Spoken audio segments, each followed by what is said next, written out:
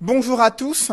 La capitale Yaoundé s'est réveillée avec un dispositif sécuritaire inhabituel mis en place dans certains grands carrefours de la cité capitale. Cette mobilisation des ressources logistiques et humaines de la gendarmerie nationale et des forces anti-émeutes est une décision du gouvernement après avoir dénoncé l'organisation d'un mouvement insurrectionnel pour renverser les institutions démocratiquement élues. Selon la nouvelle expression, le mouvement pour la renaissance du Cameroun a été placé sous haute surveillance dans les villes de Douala, Bafoussam et Yaoundé. Le ministre de l'administration territoriale a instruit les gouverneurs de mettre hors d'état de nuire toute personne qui oserait suivre le mot d'ordre de manifestation lancé par le professeur Maurice Kamto. À travers ces multiples sorties médiatiques, le gouvernement promet d'écraser les manifestations selon le quotidien Le Jour. Selon les journaux Émergence et The Guardian Post, ces différentes prises de position gouvernementales traduisent plutôt la panique au sein du sérail. Cependant, le journal Cameroun Tribune estime que des Camerounais désapprouvent des manifestations annoncées par le MRC. Dans ce contexte de tensions politiques, les ambassades d'Allemagne et des États-Unis au Cameroun redoutent des émeutes durant la journée du 22 septembre 2020. Malgré les explications sur le caractère pacifique de ces manifestations du MRC et l'appel à un encadrement sans heurte de ces manifestations, le professeur Maurice Kamto n'a pas convaincu le RDPC, le secrétaire national à la communication du parti au pouvoir. Le professeur Jacques Famdongo pense que la marche pacifique, patriotique et républicaine que se propose d'organiser le MRC est illégale, anti-républicaine, insurrectionnelle, utopique et dolosive. Au regard de ce bras de fer entre le parti au pouvoir, le gouvernement d'un côté et le MRC et ses alliés de l'autre, l'interdiction des manifestations publiques et la mobilisation de la puissance publique sont-elles les signes d'un état de droit au Cameroun? Entre la révision du système électoral, la résolution de la crise anglophone et la malgouvernance, que valent la revendication de ces forces du changement? La réponse musclée et les menaces à peine voilées du gouvernement sont-elles appropriées face à ces revendications? Dans une tribune publiée en début de semaine, dans les colonnes de la presse, l'évêque de Bafang accuse, selon le Messager, la gouvernance actuelle d'être à l'origine de la détérioration des mentalités et exige la mise sur pied d'un code électoral consensuel. Selon Mutation, cet évangile de Monseigneur Abraham Comé embarrasse le pouvoir engagé dans l'organisation des élections régionales sur fond de crise dans le nord-ouest et le sud-ouest, alors que les batailles font rage pour les investitures dans le RDPC et d'autres formations politiques. La question du statut spécial des régions anglophones n'est pas toujours réglée. Comment envisager une sortie de crise dans une telle atmosphère électrique? Ces questions brûlantes d'actualité constituent l'ossature de droit de réponse. Mesdames, Messieurs, bienvenue dans cette émission où le choc des idées fait jaillir la lumière. Et pour cette nouvelle édition de droit de réponse, je reçois sur ce plateau l'honorable député Samuel Motte. Bonjour. Bonjour Cédric. Je précise que vous êtes député RDPC dans le CAM, communicant du parti au pouvoir, expert comptable. Merci d'être avec nous ce dimanche. Merci pour l'invitation également. Je voudrais saluer la hiérarchie de la communication de RDPC qui a bien voulu que je puisse revenir sur les plateaux après quelques semaines, quelques mois de repos. Et sur le plateau de droit de réponse, Cyril Roland de Béchon. Bonjour. Bonjour, Monsieur Noufele, bonjour à tous les téléspectateurs de Droit de Réponse. Vous êtes la directrice exécutive de l'ONG Nouveau Droit de l'Homme. Merci d'être avec nous ce dimanche. C'est un plaisir d'être là. Sur le plateau de Droit de Réponse, il est consultant sur ce plateau, l'un des éditorialistes au quotidien La Nouvelle Expression. Avec vous, Edmond Kambia. Bonjour Edmond. Bonjour Cédric Noufele, je salue tous les copanélistes.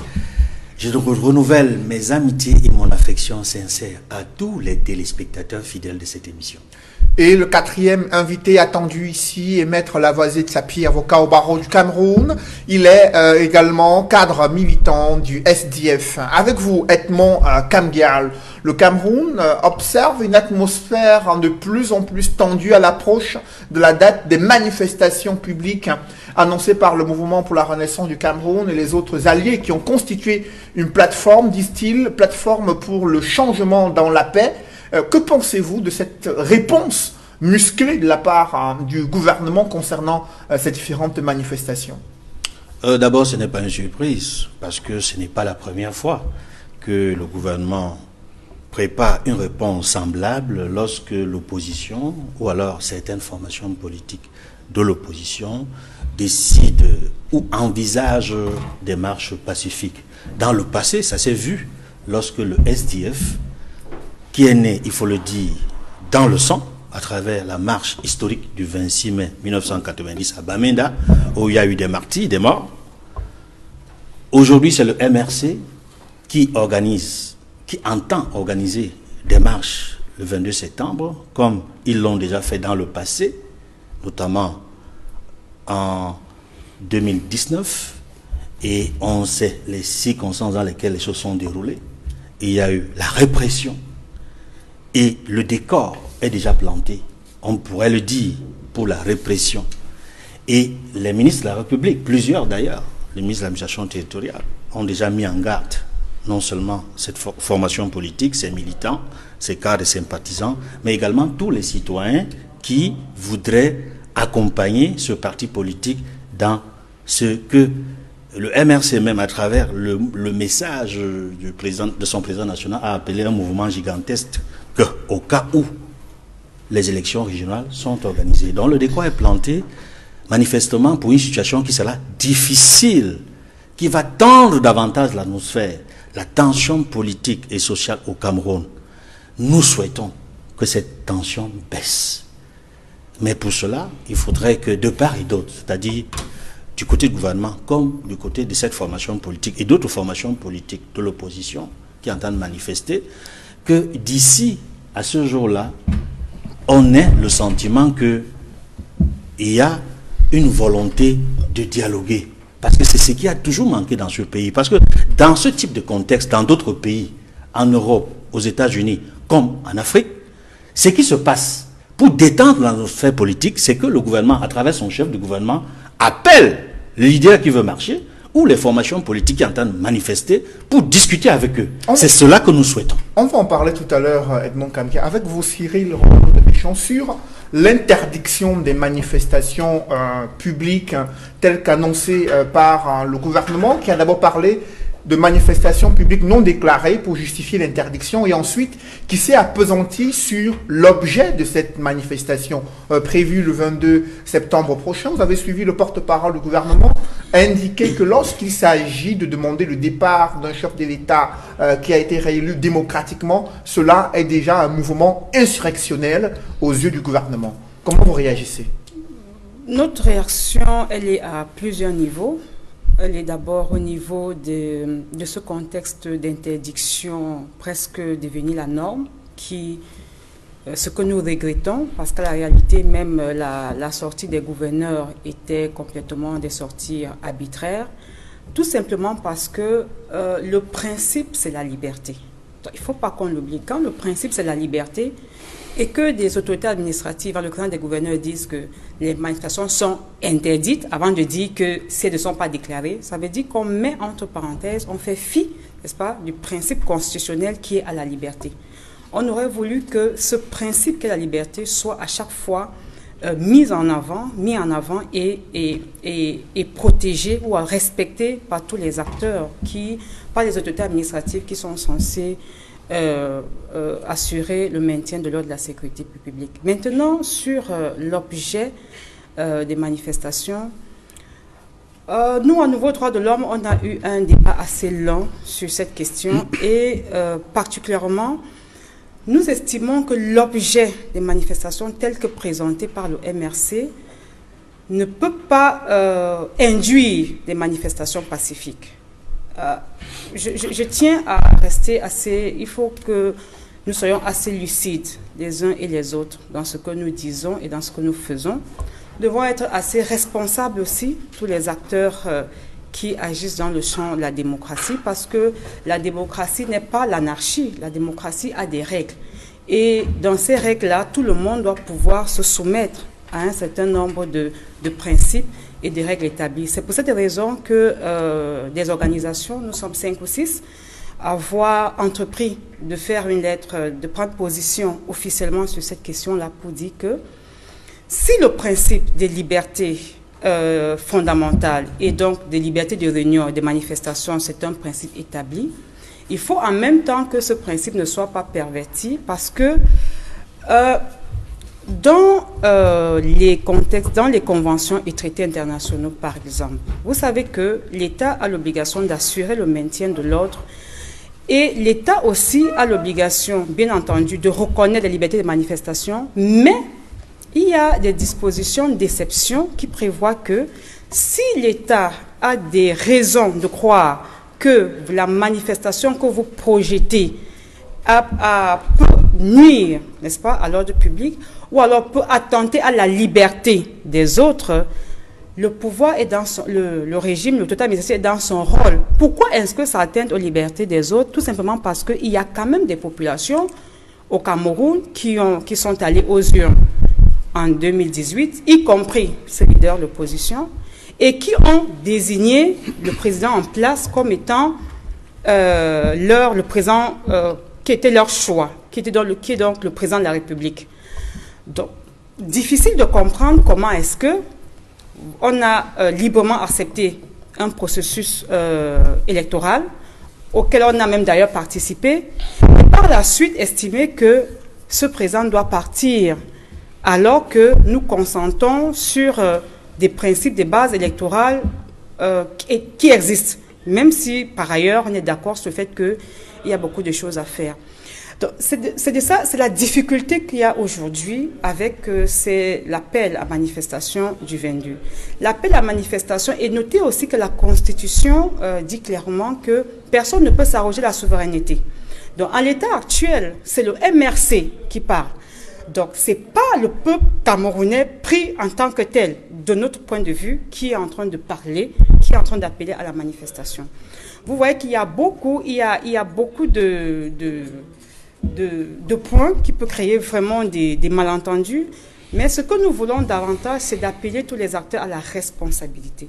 Monsieur Kamgala dit qu'il est important à ce stade, on a tous besoin de changement, ça c'est aussi évident, on a tous besoin que les choses changent, mais nous pensons que on doit faire attention à la légalité et à la légitimité de ce que nous posons, que ce soit du côté des forces du gouvernement en place, ou que ce soit des forces d'opposition, de la société civile. Donc, c'est dans ce sens-là. Bien évidemment, maintenant, il est clair qu'il y a trop d'exagération et trop de discrimination, parce que hier, à Yaoundé, j'ai vu des gens manifester, j'ai dit, mais waouh, il y a eu des mototaximans, des arrêtés, j'espère qu'il y a eu un décret, quelque chose, un arrêté de gouverneur, qu'est-ce que les gens font dans la rue. Donc c'est tout ça qui est assez embarrassant dans le contexte camerounais et qui nous donne beaucoup de travail et d'énergie à dépenser. Justement. Si effectivement le gouverneur a pris un arrêté, même si par ailleurs on contexte le contenu et tout, maintenant pourquoi ce 2 poids 2 mesures? Ça peut donc réduire, dévoyer, n'est-ce pas, le fond de l'acte qui s'inscrivait dans un acte de prévention et d'interpellation des acteurs politiques. Après vous, honorable Samuel Maud, sur ces questions de manifestation publique, alors que les autorités administratives ont interdit toute manifestation publique non déclarée, estimant que les motifs des manifestations projetées le 22 septembre prochain sont des motifs qui laissent entrevoir un mouvement insurrectionnel. L'on a vu dans les villes de Douala et Yaoundé d'autres mouvements qui ont été tolérés, acceptés par les autorités administratives, qui visaient à soutenir le gouvernement et le régime en place et à bien sûr obscurcir les initiatives prises par ces leaders de l'opposition. Comment expliquer cette situation de 2 poids 2 mesures? Tout simplement parce qu'une interdiction d'ordre général n'aurait pas un sens dans une république et serait, à mon avis, anticonstitutionnel, parce qu'on ne peut pas enlever des droits fondamentaux à un certain nombre d'individus. Manifester, exprimer son opinion, rentre dans des droits qui nous sont garantis par la Constitution, également par les traités internationaux. Et donc, à ce titre-là, on ne peut pas faire une interdiction d'ordre général. Je n'ai pas très bien lu les textes, les arrêtés ou lors des décisions des gouverneurs auxquelles vous faites allusion, mais il me semble que ce n'était pas une interdiction d'ordre général. À partir du moment où, effectivement, il y a une déclaration qui est faite, c'est le principe, il est constitutionnel, il est également inscrit dans la loi de 1990. Normalement, l'autorité administrative se doit d'examiner pour pouvoir voir si on peut manifester ou pas. Je crois que dans le cas, effectivement, mais je peux également prendre un pari pour pouvoir continuer mon raisonnement, il n'y aura pas de manifestation le 22. Il n'y aura pas de manifestation le 22, tout simplement parce qu'effectivement, ça fait partie des modes opératoires d'un parti opposition aujourd'hui qui s'illustre par des menaces, par de l'intimidation, par des provocations. Et j'aime à citer un auteur célèbre qui dit la meilleure manifestation du pouvoir, c'est la retenue. La manifestation du pouvoir qui a l'impression le plus, c'est la retenue. Quand on n'est pas dans le retenue à pouvoir dire si vous ne faites pas ça, vous allez voir ce que vous allez voir, par la suite on devient ridicule. Mais pour revenir à ce point précis là des manifestations et de la possibilité également qui est laissée au pouvoir public d'interdire, je dois vous dire effectivement, et madame l'a si bien souligné, que dans une république également on a besoin de l'ordre. La démocratie, effectivement, a un certain nombre de codes qu'il faut respecter. Et personne et aucun pays au monde, on ne peut tolérer des annonces insurrectionnelles qui sont lancées par un certain nombre de personnes. Fut-il effectivement des gens d'un très haut niveau de qualification. Mais qu'est-ce qui fait le caractère insurrectionnel de ces manifestations alors qu'elles ne sont pas encore tenues, selon vous? Si vous admettez avec moi qu'effectivement, que lorsqu'on est dans une dynamique insurrectionnelle, on peut évidemment perdre son droit à pouvoir organiser un événement comme celui-là, effectivement, on peut commencer à raisonner. Je voudrais insister là-dessus. Même en 1789, à l'époque, on venait de guillotiner le roi, où effectivement, on pense qu'effectivement, on s'installe un esprit de contestation à l'intérieur du corps social. Vous voyez très bien, quand on dirige la déclaration de l'homme et du citoyen, on s'empresse, après avoir énuméré quelque part que les hommes naissent égaux et en droit et en devoir, à l'article 4, on tient à mentionner qu'effectivement, que cette liberté a un certain nombre de limites à condition que cette limite-là soit inscrite quelque part dans la loi.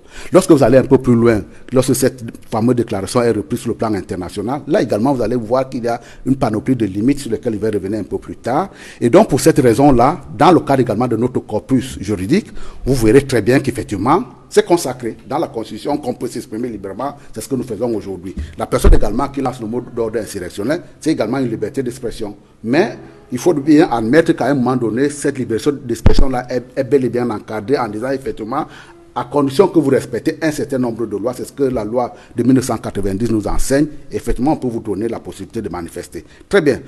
Alors, la personne à laquelle on recourt pour pouvoir savoir si on peut manifester, qu'on le veuille ou pas, c'est une autorité administrative consacrée ici par un sous-préfet de la République. Et ce sous-préfet de la République, on lui dit effectivement deux choses. Première chose, lorsqu'on vous a déclaré une manifestation, vous devez vous empresser de délivrer un récépissé. Mais devoir vous est également fait de dire, d'analyser, pour pouvoir voir si le conseil est favorable pour pouvoir donner, pas l'autorisation, laisser libre manifestation aux gens effectivement qui veulent manifester. Et en cela, Cédric Noufélé, qu'est-ce que vous avez comme critère d'analyse? Qu'est-ce que vous avez comme grille d'analyse pour pouvoir savoir que entre les soucis de maintien de l'ordre et la liberté qui doit être exercée par ces droits fondamentaux, qu'est-ce qui vous offre à vous comme grille d'analyse? C'est deux choses. La première chose, c'est la bonne foi.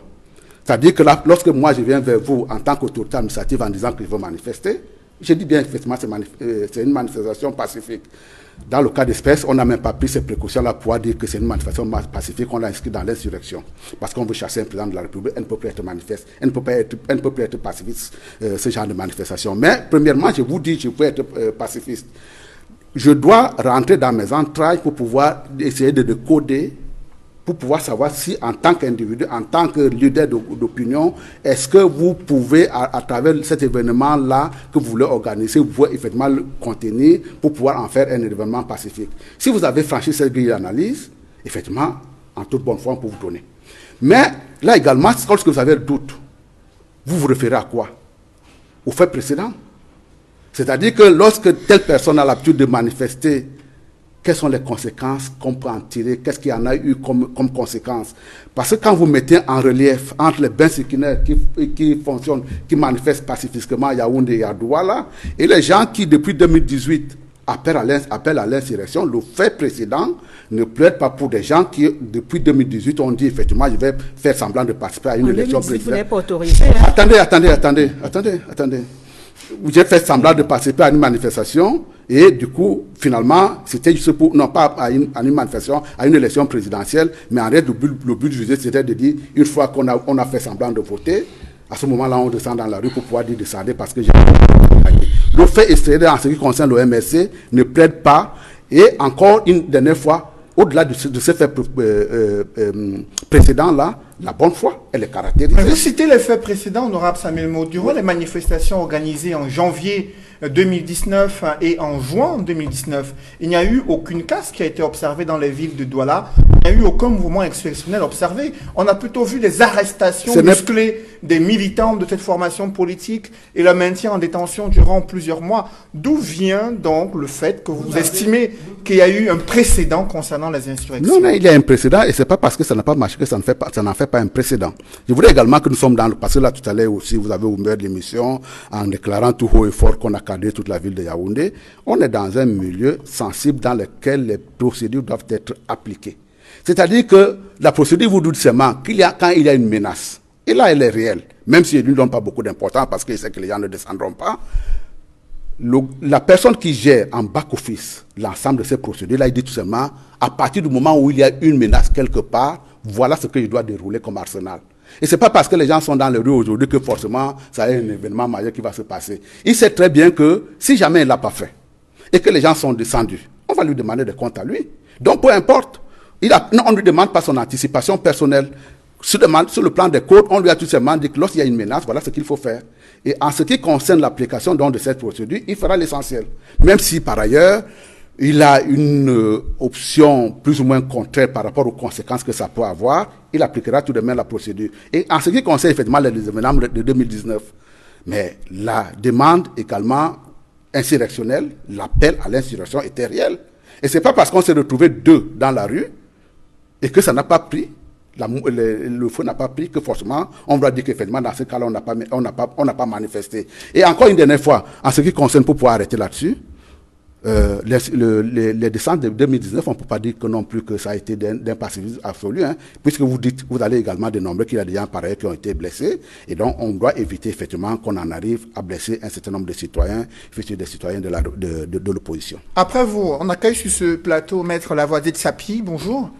Bonjour Cédric, bonjour à tous les téléspectateurs d'Equinox Télévision et surtout de droit de réponse. Vous êtes avocat au barreau du Cameroun, vous êtes cadre militant du SDF, vous suivez de près cette atmosphère politique tendue au Cameroun. Le secrétaire national à la communication du RDPC estime que la marche qui est organisée par le MRC est une marche anti-républicaine, illégal. Pour lui, celui qui appelle au départ par la rue d'un président de la République légal et légitime est un hors-la-loi. Selon le professeur Jacques Famdongo, il faut chercher à conquérir le pouvoir par les urnes et non pas des raccourcis antidémocratiques.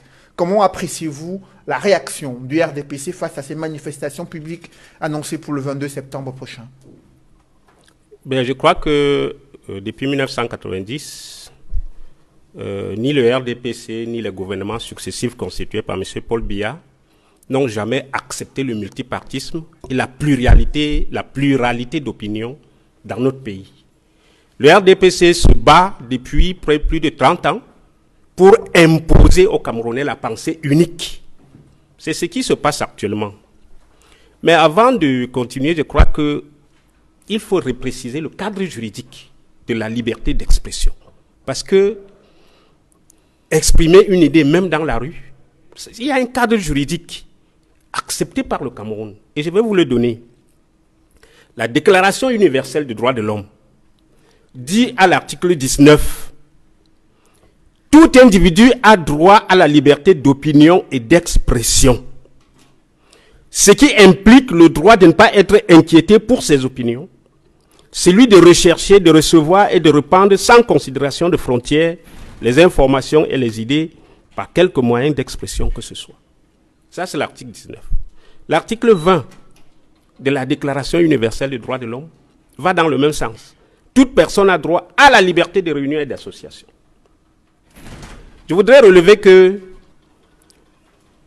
la Déclaration universelle des droits de l'homme, en 1966, est divisée en deux pactes. Le pacte des droits civils et politiques, le pacte des droits économiques, sociaux et culturels. Et la liberté d'opinion, d'expression, de réunion fait partie du pacte de droits civils et politiques. En 1977, le Cameroun a ratifié les deux pactes, faisant de la Déclaration universelle des droits de l'homme une loi interne au Cameroun. Vous avez ensuite la Déclaration universelle, la Déclaration africaine des droits de l'homme et des peuples, qui reprend les mêmes droits que la Déclaration universelle des droits de l'homme. Et en 1981, le Cameroun a ratifié la Charte africaine des droits de l'homme et des peuples, faisant de la Charte africaine, qui reprend cette liberté d'association, une loi interne à notre pays. Vous avez enfin la Constitution du Cameroun, qui dit au préambule de la Constitution de 1996, celle qui est en vigueur au Cameroun, affirme son attachement aux libertés fondamentales inscrites dans la Déclaration universelle des droits de l'homme. La Charte africaine des droits de l'homme et des peuples et toute convention internationale y relative est dûment ratifiée. Je voudrais terminer en disant que l'article 2 du Code pénal camerounais dit que les traités internationaux et les conventions dûment ratifiées par notre pays s'imposent au Code pénal. En d'autres termes, les conventions nationales, lorsqu'on regarde la hiérarchie des normes juridiques, les conventions internationales sont supérieures à toutes les lois internes. Donc, la Déclaration universelle des droits de l'homme, la Charte africaine, la Constitution camerounaise proclament la liberté de se réunir et d'exprimer ses opinions, même dans la rue. La loi de 1990 sur la liberté de réunion et d'association, sur la liberté de réunion et des manifestations publiques, dit à l'article 2 que les réunions et manifestations publiques, quel que soit l'objet, sont libres. Libres. C'est la loi camerounaise qui le dit. Toutefois, elles font l'objet d'une déclaration. Elles font l'objet de la déclaration, pourquoi? Parce que la déclaration, c'est une information. On informe l'autorité administrative qu'on doit marcher. Parce que la démocratie suppose qu'on permette à toutes les opinions politiques, à tous les courants politiques de s'exprimer. Mais le souci ici, c'est le fait qu'il y a un appel au départ du président de la République. C'est l'argument que brandit le gouvernement pour justifier l'interdiction des manifestations et mobiliser la puissance publique face à ces manifestations projetées. Comment vous réagissez? L'appel au départ du président Paul Biya est la manifestation de la liberté d'opinion. Ceux qui ont voté un président peuvent dire au président, on ne veut plus de toi, on veut que tu partes. C'est une liberté d'expression. Et on ne vous a pas dit que ceux qui réclament le départ de Paul Biya ont pris les armes pour dire qu'on s'en va le chasser. On ne vous a pas dit que ces gens, ils ont des chars d'assaut. On ne les a pas vus avec des machettes. C'est la parole. La loi dit qu'on ne peut pas interdire la parole. Parce que je voudrais le relever à l'attention des militants du RDPC. Les autorités administratives n'ont aucun pouvoir d'interdire une manifestation. Aucun pouvoir. À partir du moment où les conventions internationales ont posé le principe de la liberté sans restriction. Et je voudrais relever que le RDPC a constamment bénéficié de cette liberté. Souvenez-vous, en 1990, lorsque on arrête les Yondo Black et consorts, les Yondo Black et Kane Anicet et Kouyanriet et autres, Albert Moukong, Vincent Feko et tout ça, lorsque le SDF s'engage à lancer son parti, le RDPC déclenche des marches sur l'ensemble du territoire en 1990 pour dire non, non à la démocratie précipitée, non au vent d'Est, non au modèle importé. Le RDPC n'a jamais demandé l'autorisation. C'était des manifestations spontanées. S'il vous plaît, vous n'avez jamais demandé, vous avez marché. Il vous souvient que le SDF a marché en 90. Il vous souvient qu'après l'état d'urgence, nous n'avons pas eu besoin de demander l'autorisation parce que cela participe de la liberté d'expression et d'opinion. En 1992, quand il y a eu hold-up électoral sur la victoire de John Frundi, le SDF a marché de 1990 jusqu'à 1996. En 1997, quand vous avez imposé les délégués du gouvernement pour remplacer les maires élus du SDF, dans les villes du Cameroun, nous avons marché pendant 1 an au Cameroun. Nous n'avons pas demandé l'autorisation. Le chairman John Fruidi lui-même était en tête de plusieurs marches à Yaoundé pour réclamer l'informatisation du fichier électoral, pour réclamer la commission électorale indépendante. Nous avons marché. Quand ça vous plaît, vous marchez. Dernièrement, quand Fam Ndongo, dont vous parlez, je vais revenir sur Fam Ndongo, quand Fam Ndongo a recruté les enseignants du supérieur, ils ont marché pour dire merci à M. Paul Biya parce qu'il nous a recrutés. Ce n'était pas une marche qui était autorisée. Lorsque l'ambassadeur de France est intervenu contre le président de la République, vous avez fait marcher des jeunes à Yaoundé, à l'ambassade de France, pour dire que la France ne doit pas se mêler des affaires du Cameroun. Vous n'avez pas demandé l'autorisation. Dernièrement, vous avez fait marcher les instituteurs dans les rues de Yaoundé. Vous n'avez pas demandé l'autorisation parce que cela participe de la liberté d'opinion. Les Camerounais doivent exprimer ce qu'ils pensent, sans restriction.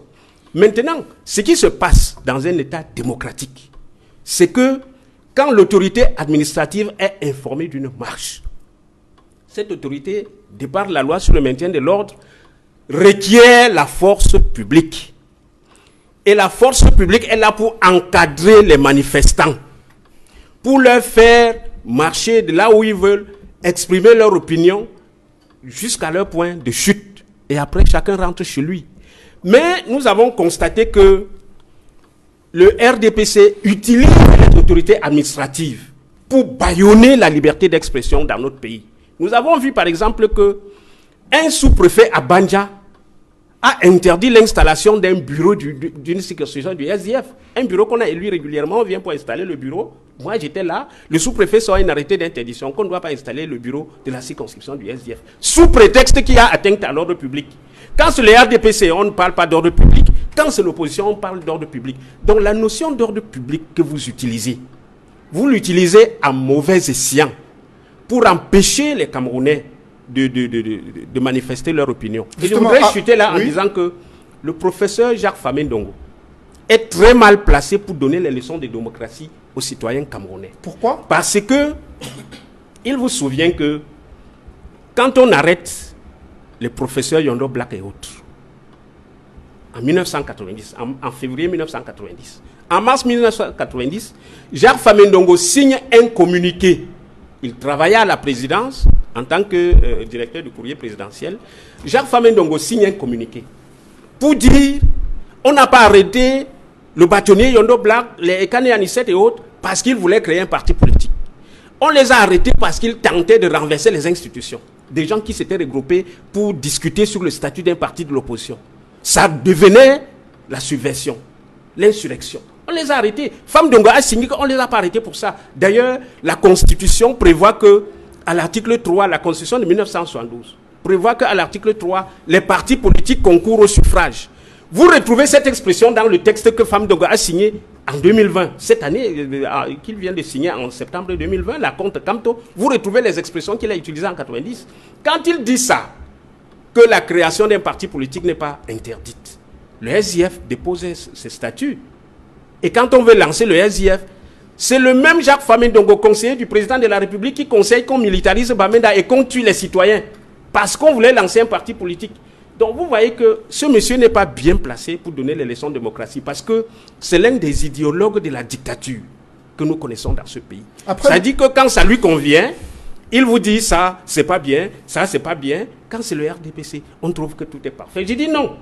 Il faut que les Camerounais manifestent. Le 22, il y aura marche, M. Mott. Après vous, justement... il y aura marche. Les gens vont descendre dans la rue, même le SIF. Vous retrouverez les militants du SIF. Parce que ce que le MRC réclame aujourd'hui, c'est ce que le SIF réclame depuis 1990. On va justement parler du fond de ces revendications tout à l'heure. Maître honorable Samuel Mott, sur le fait que l'autorité administrative privilégie le parti au pouvoir lors des manifestations publiques et muselle l'opposition à travers des mécanismes frauduleux, comme l'indique Maître Tsapi. Que répondez-vous? Non, les mécanismes ne sont pas frauduleux, mais je peux bien comprendre que vous puissiez utiliser ce thème-là parce qu'il a été dans l'égarement tout à l'heure. Je crois que cet égarement-là vous a emporté vous aussi. Il a une citation sélective d'un certain nombre d'articles des lois qui m'indisposent, moi. Premièrement, commençons par l'essentiel. Déclaration des droits de l'homme et du citoyen de 1789. Je vous dis bien... Non, attendez. Attendez. 1948. J'en viens, maître. Je n'ai pas cité... C'est la mère de l'ensemble de ces déclarations-là, même si vous voulez le recuser, c'est la mère de toutes les déclarations que l'on connaît aujourd'hui. Article 4, on n'est pas allé bien loin. À partir du moment où on a déclamé un certain nombre de choses, n'être égaux en droit et en devoir, l'autorité provient du peuple, bien entendu, association des politiques concourant à la défense des droits de l'homme. Article 4, on vous dit, la liberté consiste à pouvoir faire tout ce qui ne nuit pas à autrui. Et dans le cadre de ces libertés-là, il existe bien des normes. Et ces normes-là peuvent être déterminées par la loi. Il n'a pas cité. Ça n'existe pas dans la déclaration de 1948 que voici, que j'ai citée. Mais vous me laissez continuer? Oui, mais et là également, l'article 4 de la Déclaration universelle des droits de l'homme dit « Nul ne sera tenu en esclave ». Je vous ai cité le texte qui est le texte mère de la... Non, quel texte mère? Mais vous me laissez terminer. Quel texte mère? Maintenant, j'en viens en... Ce texte que vous citez ne fait pas partie des normes juridiques camerounaises. Ça ne fait pas partie. J'en viens. Il y a toujours une source. Ayez un peu de patience. Maintenant, revenons à son... dépassé. Oh là là. Venons-en maintenant à la Déclaration universelle des droits de l'homme. Quand il fait ces citations, il cite l'article 19 et l'article 20, mais il ne veut pas aller bien plus loin. Pour une raison simple, il n'a pas envie effectivement là de dire ce qui le contrarierait lui. Mais l'article 29 est un peu plus loin. Dans l'exercice de ses droits et dans la jouissance des libertés, chacun n'est soumis qu'aux limitations établies par la loi, exclusivement en vue d'assurer la reconnaissance et le respect des droits et libertés d'autrui, afin de satisfaire aux justes exigences de la morale, de l'ordre public et du bien-être général dans une société démocratique. Ça, c'est une limite. Elle est fondamentale. Pourquoi est-ce qu'il ne cite pas cette loi-là? Là également, quand il va un peu plus loin, il revient effectivement à notre texte, celui de 1990. Il se borne tout simplement à dire qu'effectivement, qu'il y a une obligation de déclarer. Mais il y a un article quelque part plus loin, article 8, qui dit effectivement que lorsque le sous-préfet a reçu la déclaration d'en manifester, il doit délivrer le récépissé. Immédiatement. Je suis d'accord pour l'immédiateté. Immédiatement. Mais lorsque, après avoir étudié le dossier, et qu'il voit effectivement que ça peut poser un problème, il a deux choix. Il a soit de modifier l'itinéraire, soit effectivement dire dans ces conditions-là, ça ne peut pas se tenir. Mais dans la pratique, justement, on aura dans la pratique, le RDPC on revient n'a jamais, parce que vous ne citerez, par contre, le SDF, avant même l'existence du MRC, a essuyé plusieurs refus d'intervention. Parce que vous ne citerez nulle part un événement qui a été organisé par le RDPC et qui a dégénéré par la suite. C'est pour ça que je vous ai parlé tout à l'heure du fait du précédent. Également du fait de la bonne foi. Parce que là également, il n'est pas de bonne foi, Maître Sapier. Quand il dit effectivement que les gens qui ont été arrêtés dans le cadre de cette quête de liberté-là, dont nous sommes les principaux bénéficiaires aujourd'hui, notamment les Yondo Black et autres, et Nidion Fondé également, je peux le citer, il ne vous dit pas qu'à cette époque-là, au moment où ces mouvements-là sont organisés, il est bien inscrit que nous sommes dans un régime à parti unique.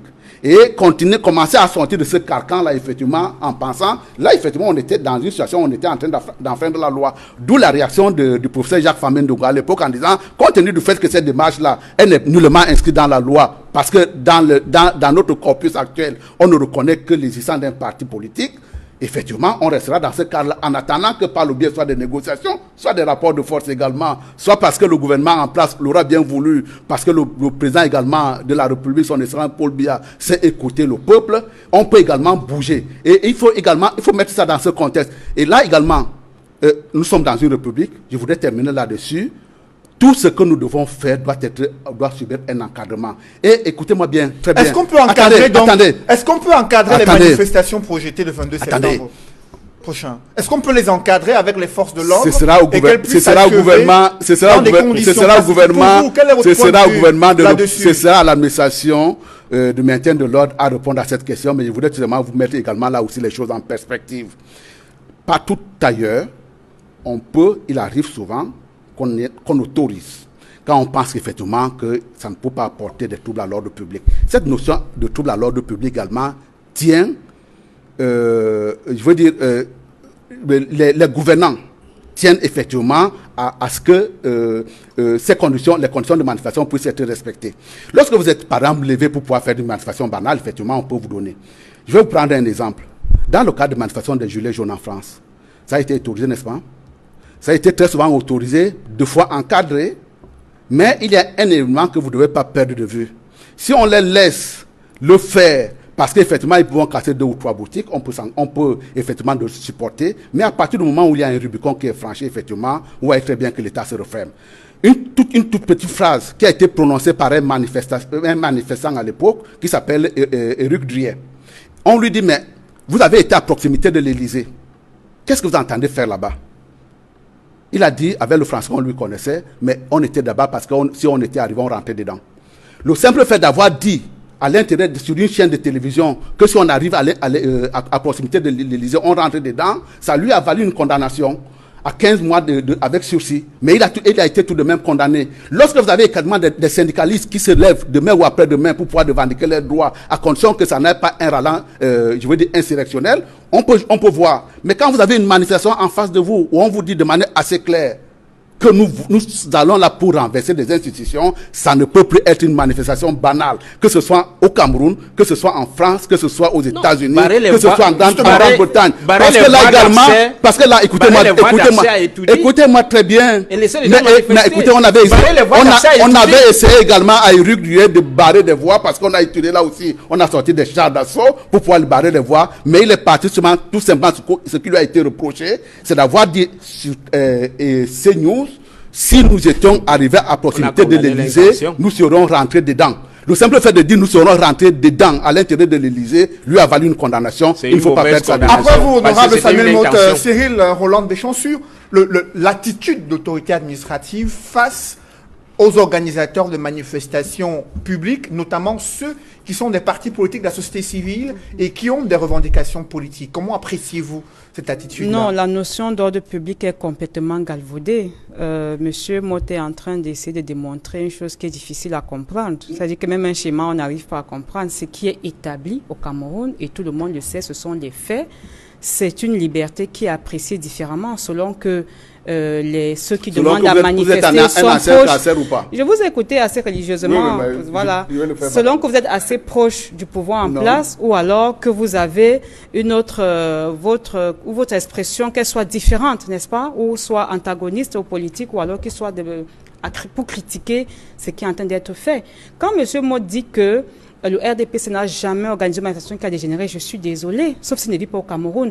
Le RDPC n'aurait jamais dû organiser le meeting qu'il a organisé le 8 décembre 2017 à Bamenda, où tout le monde avait alerté sur le fait qu'il ne fallait pas y aller, il ne fallait pas le faire, parce que le contexte, les tensions dans la région, au nord-ouest, à Bamenda, n'était pas vraiment adéquat pour qu'on fasse un meeting de ce genre. Monsieur, vous laissez-moi finir. Le RDPC y est allé. Et ce qui s'est passé, c'est passé. La violence est en raison de ce fait antérieur, là, on n'a plus jamais organisé. L'autre chose, c'est qu'en 2013, lorsqu'on prépare les élections municipales et locales, notez qu'à nouveau dans l'ordre, nous faisons le monitoring chaque fois processus électoral.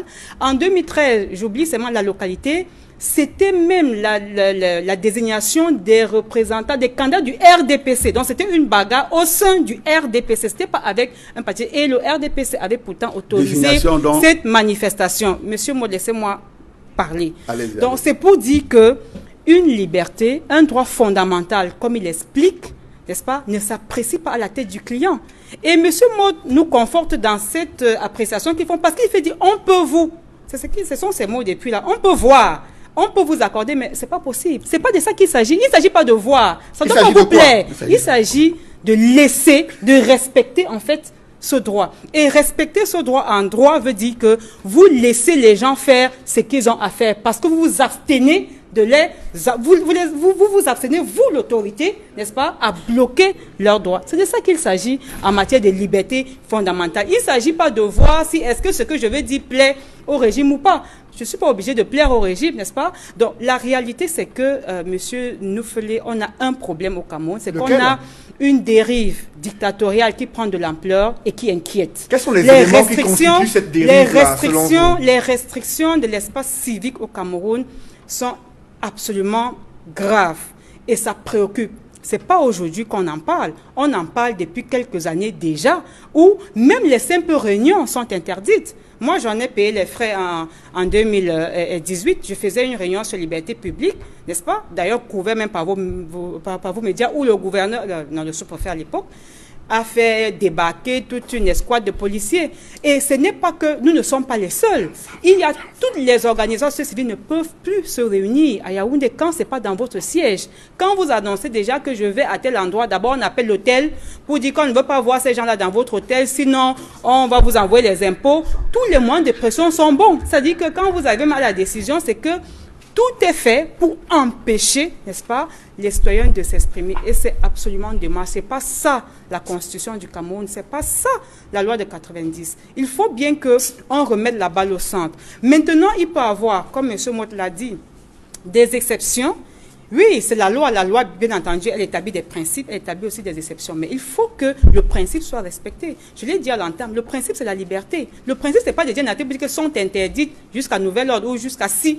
On a besoin de rappeler la loi à ceux qui connaissent la loi. Donc, ce n'est pas autre chose qu'une menace claire et nette. Il faut qu'on mette les mots sur chaque citoyen et pour pouvoir déplorer et faire avancer.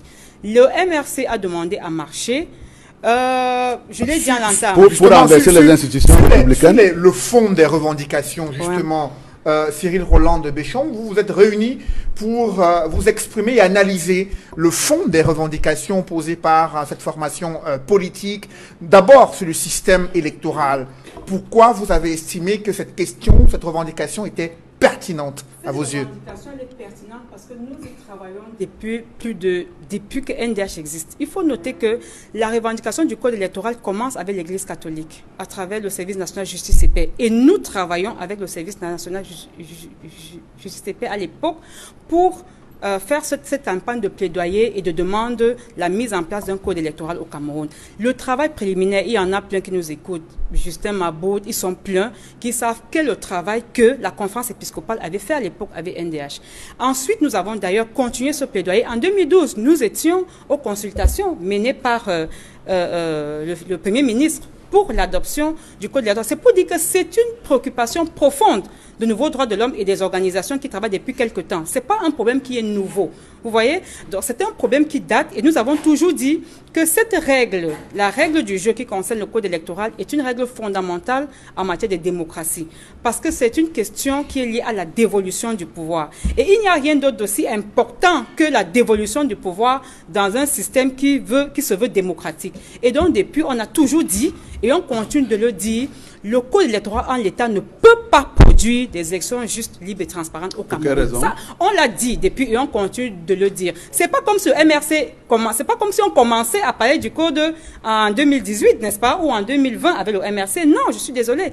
Il y a un travail de fond qui a été fait, n'est-ce pas? On a même d'ailleurs fait un document que nous avons appelé les 100 problèmes du code électoral. Ça, c'est après l'adoption en 2012. Et vous voyez même qu'après l'adoption, il y a eu deux amendements, de modifications de cette loi du code électoral avant même son entrée en vigueur. Ça démontrait déjà à quel point ce code a un problème. Je vais vous surprendre. Et les CAM, rapport élection présidentielle 2011, lisez ce rapport. L'une des recommandations phares d'Elections Cameroun dans ce rapport, c'est que le code électoral doit être revu parce qu'il y avait des points, même selon l'organe en charge des élections, qui disait que ce code-là nous a posé des problèmes parce qu'il y a tel point, telle disposition, où il y a eu vraiment des accrochages en termes d'explication, en termes de compréhension. Donc on ne peut pas être. Ça veut dire que si Elecam reconnaît, et d'ailleurs même le MINAT, n'est-ce pas? Il ne sait pas pourquoi souvent quand il y a du RDP, ça arrive sur le plateau, ils ont la mémoire courte. Même le MINAT l'avait reconnu officiellement aux sorties des élections présidentielles de 2011 qu'il y avait effectivement des problèmes et que, voilà, on s'attendait justement à l'époque. Mais les problèmes, ils sont nombreux. Il y avait la question de la composante sociologique. Il y avait la question de la composante de la fête de Jean, le mot qui tombait là comme un cheveu dans la soupe. Il y avait la question des commissions locales, départementales et l'implication, le total administratif. Il y avait plusieurs questions, monsieur Mott, et je suis prête à vous partager les documents, n'est-ce pas, sur les problèmes du code électoral qui ont été évoqués. Vous n'allez pas faire comme c'était un problème qui est récent, c'est un problème qui est connu, et je dis le rapport d'Elections Cameroun, vraiment, allez lire, c'est pas un texte de NDH, il est disponible sûrement quelque part. Justement, face à votre plaidoyer, plaidoyer, comment réagit, je vous en prie, honorable Samuel Motte, face à votre plaidoyer, comment réagit le gouvernement depuis de nombreuses années que vous menez ce plaidoyer? Comment réagit officiellement le gouvernement sur ces revendications de révision et amélioration du système électoral au Cameroun? Bon, c'est une réaction que nous connaissons tous, qui a des mi-teintes. Il y a tantôt une attitude de bonne compréhension, de faire comme si oui, c'est normal, on va le faire, mais ils vont le faire à leur rythme. Parfois, c'est comme si non, c'est pas vrai. Mais je dis, au sorti de 2011, ça semblait être un peu plus clair. On croyait qu'on allait dans ce sens-là parce que c'était un essai. Il fallait voir ce qui se passait en 2013 aussi, élections municipales et législatives. Mais aujourd'hui, il semble que les choses sont en train de se coincer davantage parce que on se rend compte, comme je vous l'ai dit, depuis 2016, où vraiment les questions de consensus, les questions d'inclusion dans le champ politique, les questions de dialogue politique sont en train progressivement de ficher le camp. Et nous sommes inquiets. Nous sommes inquiets justement que on soit davantage en phase de lever de boucliers, des tensions et même d'une politique qui est dans le sens d'entretenir même la tension. C'est absolument dommage parce qu'effectivement, on pense que la démocratie, c'est un processus qui se construit et qui se construit à travers... et puis, c'est même ça la base de la démocratie. La démocratie, elle est représentative, c'est vrai, mais elle est aussi à la base d'un consensus. Il faut bien qu'il y ait un consensus pour qu'il y ait un processus démocratique qui marche. Justement. Mais si vous appliquez des choses et que les autres acteurs qui forme donc ce corpus-là qui doit mettre en place la démocratie. On est désolé, je ne suis pas sûr qu'on construit encore la démocratie au Cameroun. On est en train de faire carrément autre chose. Après vous, Edmond Kandia, sur ces revendications du système électoral, comment appréciez-vous l'attitude du gouvernement face à cette revendication posée sur la table aujourd'hui par le Mouvement pour la Renaissance du Cameroun et également le SDF à travers le récent communiqué du Terman du SDF?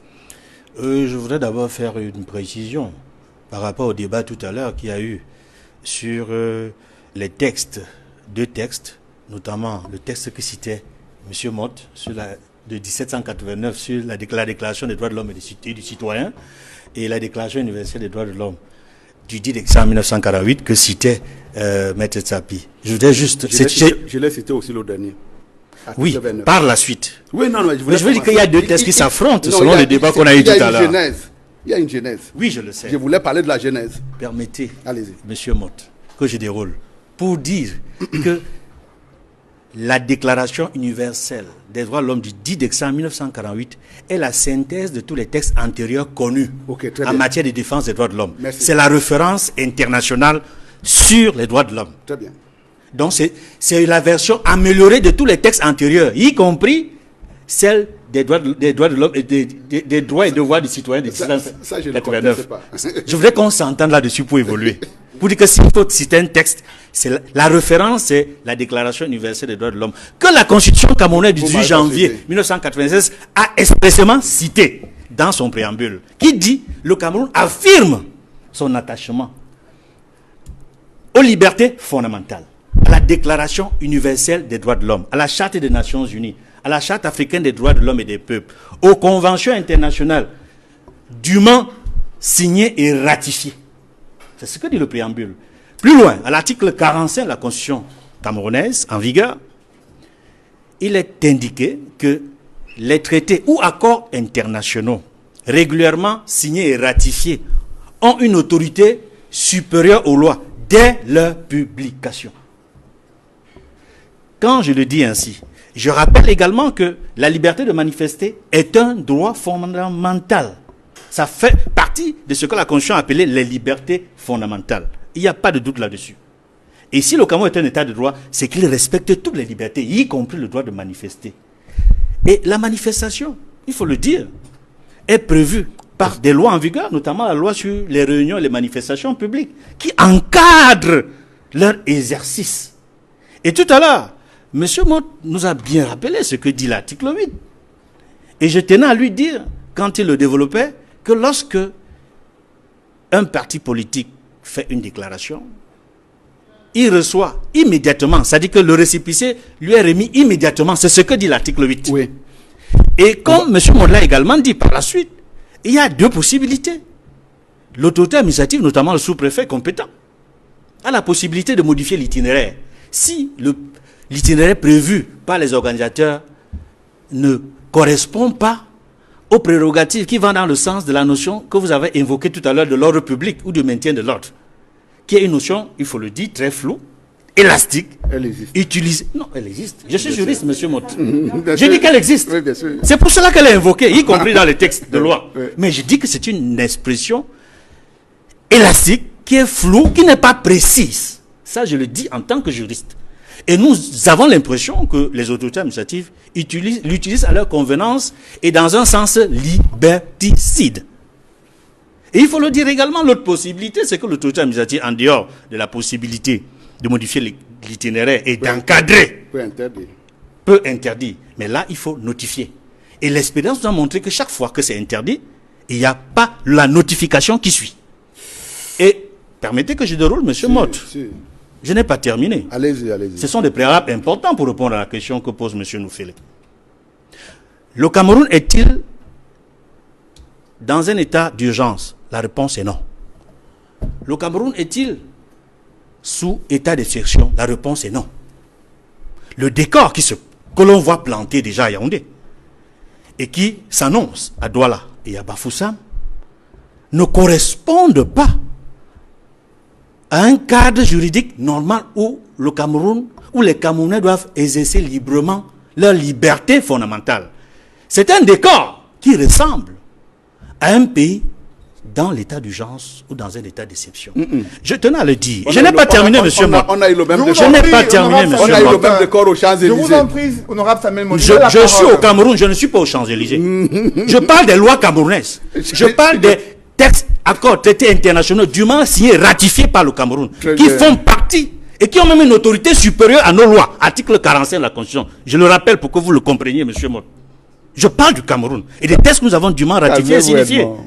Et je dis que ce décor ne correspond à l'état d'urgence, à l'état d'exception, Non. et non pas dans un cadre normal. Mais le gouvernement justifie cette mobilisation par les risques d'un mouvement insurrectionnel projeté par le mouvement pour la renaissance du Cameroun. Est-ce que l'argument visant à contrecarrer un mouvement insurrectionnel peut justifier cette mobilisation des ressources logistiques de la gendarmerie nationale et des forces anti-émeutes dans ces villes? Si nous étions, comme je le dis tantôt, dans un cadre d'état d'urgence ou d'état d'exception, on comprendrait ces mesures exceptionnelles. J'ai dit, on comprendrait ces mesures exceptionnelles. Mais nous ne sommes pas dans un cadre d'état d'exception ni d'état d'urgence. Plus grave, des gouverneurs, à la suite du ministre de l'administration territoriale, ont pris des textes visant à interdire des manifestations publiques en violation de la Constitution. Parce que ces textes sont anticonstitutionnels. Pourquoi?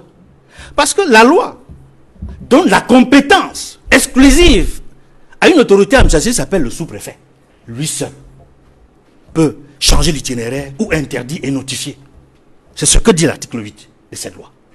Mieux, c'est l'autorité administrative compétente, c'est-à-dire que compétente territorialement, ne peut le faire que lorsqu'il a reçu la déclaration. C'est-à-dire que tant qu'il n'a pas reçu la déclaration, il n'est pas fondé à poser un acte.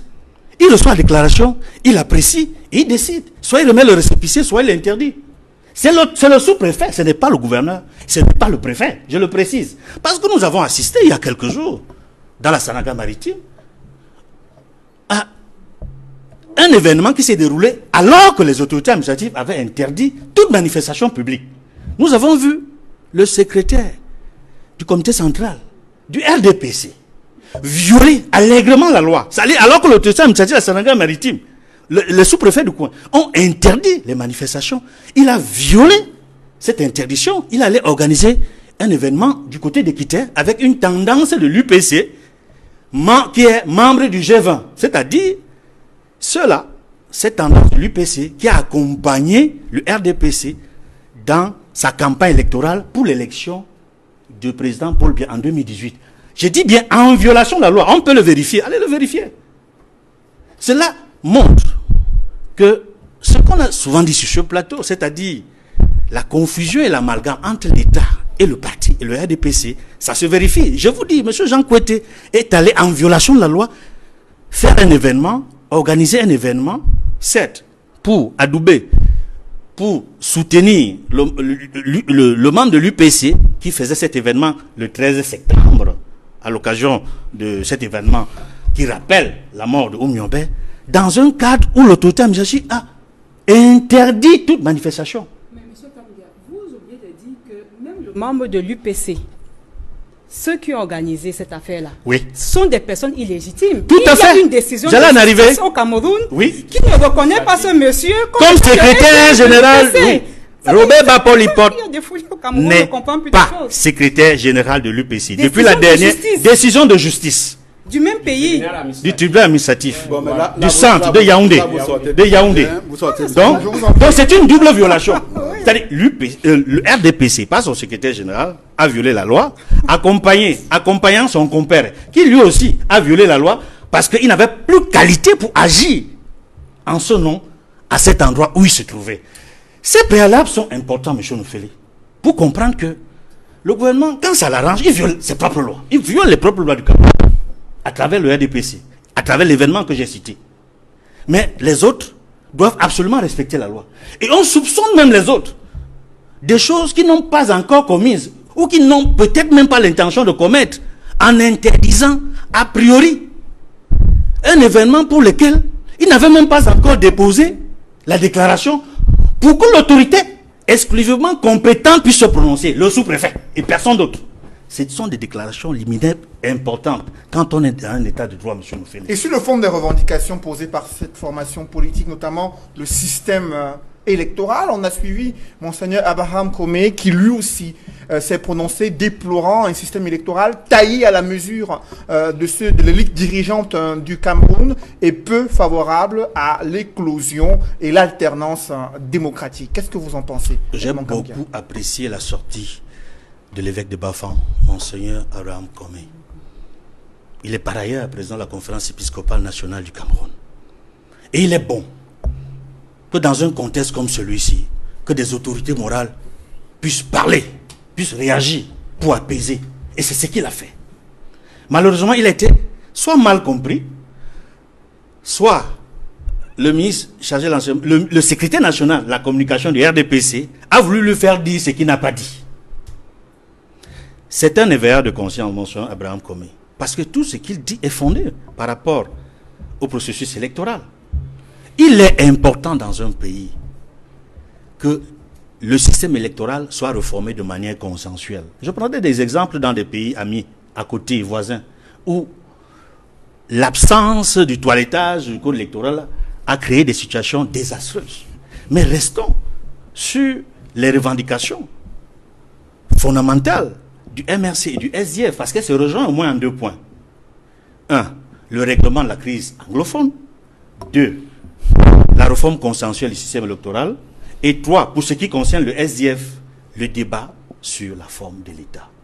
Sur le système électoral, qui est fondamental, je rappelle que depuis plus de 20 ans dans ce pays, son éminence cardinal Christian Toumi a toujours dit, dans la majorité de ses interviews, que ce sont les élections mal organisées qui peuvent provoquer la guerre dans ce pays. Et nous voyons depuis quelque temps, à travers ce que le MRC a appelé depuis 2018 le hold-up électoral, ce que le SDF a appelé depuis 1992 le hold-up électoral, et ce que elle quand même reconnaît depuis quelque temps dans ses derniers rapports, la nécessité de modifier un certain nombre de dispositions de code électoral pour que le processus électoral soit juste et équitable pour tous. C'est-à-dire que la plupart des acteurs politiques de l'opposition, la société civile et même l'État reconnaissent la nécessité de toiletter le système électoral ou au moins le code électoral. Je dis, on peut le vérifier dans les rapports de l'ECAM. Ils insistent là-dessus. Donc, sur ces revendications-là, je pense qu'elle est fondamentale. Il est important qu'en face, on puisse écouter la société civile et les partis politiques, y compris les autorités morales, qui estiment qu'il est bon, il est de bon ton d'apaiser en réglant, en avançant dans le règlement pacifique et politique de la crise anglophone et en améliorant le processus électoral au Cameroun pour ne pas vivre des situations complexes et dangereuses. Après vous, Edmond Kamgia, Maître Lavoisier Tchapi, sur ces revendications liées au système électoral et la crise anglophone. Pourquoi c'est une urgence aujourd'hui, alors qu'au sein du parti au pouvoir, on estime qu'il faut d'abord aller vers les élections régionales pour parachever le système de la décentralisation au Cameroun? Je pense que le régime du RDPC est visiblement dans une logique insurrectionnelle. C'est le RDPC qui veut déclencher une insurrection au Cameroun. Ce n'est pas l'opposition. Et je vais revenir sur le débat juridique pour dire que malheureusement, il n'y a pas un avocat sur le plateau, pour dire que nous avons évoqué les textes internationaux qui proclament la liberté de manifestation. Edmond Kamgia a évoqué l'article 45 de la Constitution, qui dit que ces conventions internationales ont une valeur supérieure aux lois internes. Ça veut dire quoi? Ça veut dire que, et d'ailleurs, l'article 45 de la Constitution rejoint l'article 2 du Code pénal. Ça veut dire quoi? Ça veut dire que il est interdit à une loi interne de restreindre une liberté déjà proclamée par une convention internationale ratifiée par le Cameroun. Tout à fait. C'est interdit. En d'autres termes, la loi de 1990 sur la liberté des associations, sur la liberté des réunions et des manifestations, qui donne le pouvoir au sous-préfet d'interdire une manifestation sous prétexte de troubles à l'ordre public, est une disposition qui viole les conventions internationales. À partir du moment où ces conventions internationales ont une valeur supérieure aux lois, on ne peut plus appliquer la disposition, l'article 8 de la loi de 90 qui donne pouvoir au sous-préfet d'interdire une manifestation. Si. À ce moment, c'est les conventions, s'il vous plaît. À ce moment, c'est les conventions internationales qui prévalent. Que vous citez Ça veut de manière dire que sélective. les manifestations, il est interdit de les interdire. Voilà donc, et je disais que le RDPC est visiblement dans une logique insurrectionnelle parce que la crise dans le nord-ouest et le sud-ouest, jusqu'à présent, le pouvoir n'a appliqué que des solutions cosmétiques, des solutions qui effleurent le problème. Les anglophones n'ont jamais demandé que vous recrutez les gens à l'ENAM. Les anglophones n'ont jamais demandé que vous ouvrez une section de la common law, soit à l'ENAM ou à la Cour suprême. Ils n'ont jamais demandé ça. Les anglophones ont un problème fondamental. Self-governance, tel que les anglophones le résument. La self-governance. Ce n'est pas recruter des gens à l'ENAM ou à la Cour suprême qui va régler ce problème. Ce n'est pas recruter 1000 enseignants qui va régler ce problème. Il y a un problème anglophone. Et vous avez vu que le grand dialogue national n'a pas réussi à apporter la solution au problème anglophone parce que après le grand dialogue national, les combats se poursuivent sur le terrain. Les tueries se multiplient. Soit les forces de l'ordre, soit les populations civiles, les Camerounais meurent en masse dans le sud-ouest et le nord-ouest. On a des déplacés internes, on a des exilés, etc. On a plus de 300 villages aujourd'hui qui sont incendiés, on n'a pas reconstruit, etc., etc. Alors ça fait que le grand dialogue national n'a pas résolu le problème. Pourquoi? Parce qu'au grand dialogue national, les anglophones n'étaient pas représentés. Vous avez choisi quelques gens, comme le RDPC sait le faire, utiliser la fortune publique pour acheter et bâillonner l'expression des citoyens, pour demander à ce que tout le monde chante la même chanson, maintenir pratiquement la pensée unique dans notre pays. C'est ça que vous avez fait au grand dialogue national. Vous êtes en train de me contredire, maître. La loi sur le Code général de la décentralisation n'a pas non plus apporté la solution au problème anglophone. Le SDF a toujours, et le chairman en tête l'a toujours dit, il le dit d'ailleurs depuis qu'il est aux États-Unis, il a accordé plusieurs interviews pour le dire, let's sit and talk. Asseyons-nous et discutons. Discutez avec les anglophones. Vous n'avez pas discuté jusqu'aujourd'hui avec les anglophones. Et pour cela, je dis que c'est le RDPC qui est en train d'inciter le peuple camerounais à l'insurrection. Mais pour le gouvernement, le cadre de dialogue est permanent à travers les rencontres qu'il y a entre les ministres de la République et les représentants de ces populations dans le nord-ouest et le sud-ouest. Plusieurs missions ont été dépêchées dans cette partie du Cameroun pour rencontrer ces populations et recueillir leur avis. avis transmis au président de la République. Il y a le coordonnateur du plan présidentiel pour la reconstruction du Nord-Ouest et du Sud-Ouest qui a discuté récemment avec les populations et qui a annoncé que leurs doléances ont été prises en compte dans ce plan de reconstruction pour le Nord-Ouest et le Sud-Ouest. Pour vous, est-ce que cela peut décrisper les tensions et permettre aux leaders politiques d'envisager sereinement l'avenir du Cameroun? Non, je ne le pense pas. Parce que ce plan de reconstruction, j'ai dit que on n'a pas adressé la question du fond de la question anglophone. La reconstruction du Nord-Ouest, vous reconstruisez pour qui? Pour des gens qui sont en exil au Nigeria? Pour plus de millions d'anglophones qui sont éparpillés sur l'ensemble du territoire et qui ne sont pas retournés? Vous reconstruisez pour qui? Pour reconstruire, il faut que ces gens, il faut qu'il y ait cessez-le-feu. Il faut qu'on favorise le retour des exilés internes et externes. Il faut qu'il y ait la paix dans ces deux régions. À ce moment, vous pouvez sereinement engager des constructions. Vous allez construire pour des écoles qui ne vont pas fonctionner et qui vont même être détruites. Vous allez faire des ponts que les ambazoniens viendront détruire la nuit, etc., etc. Je dis que c'est vraiment ce n'est pas une solution à la crise anglophone. Parce que la vraie solution, comme le SDF l'a toujours dit, c'est le dialogue. Il faut s'asseoir, discuter avec les anglophones et trouver la solution à leurs problèmes. Si on parle du code électoral, je voudrais dire que au lancement du SDF en 1990, le problème s'est posé.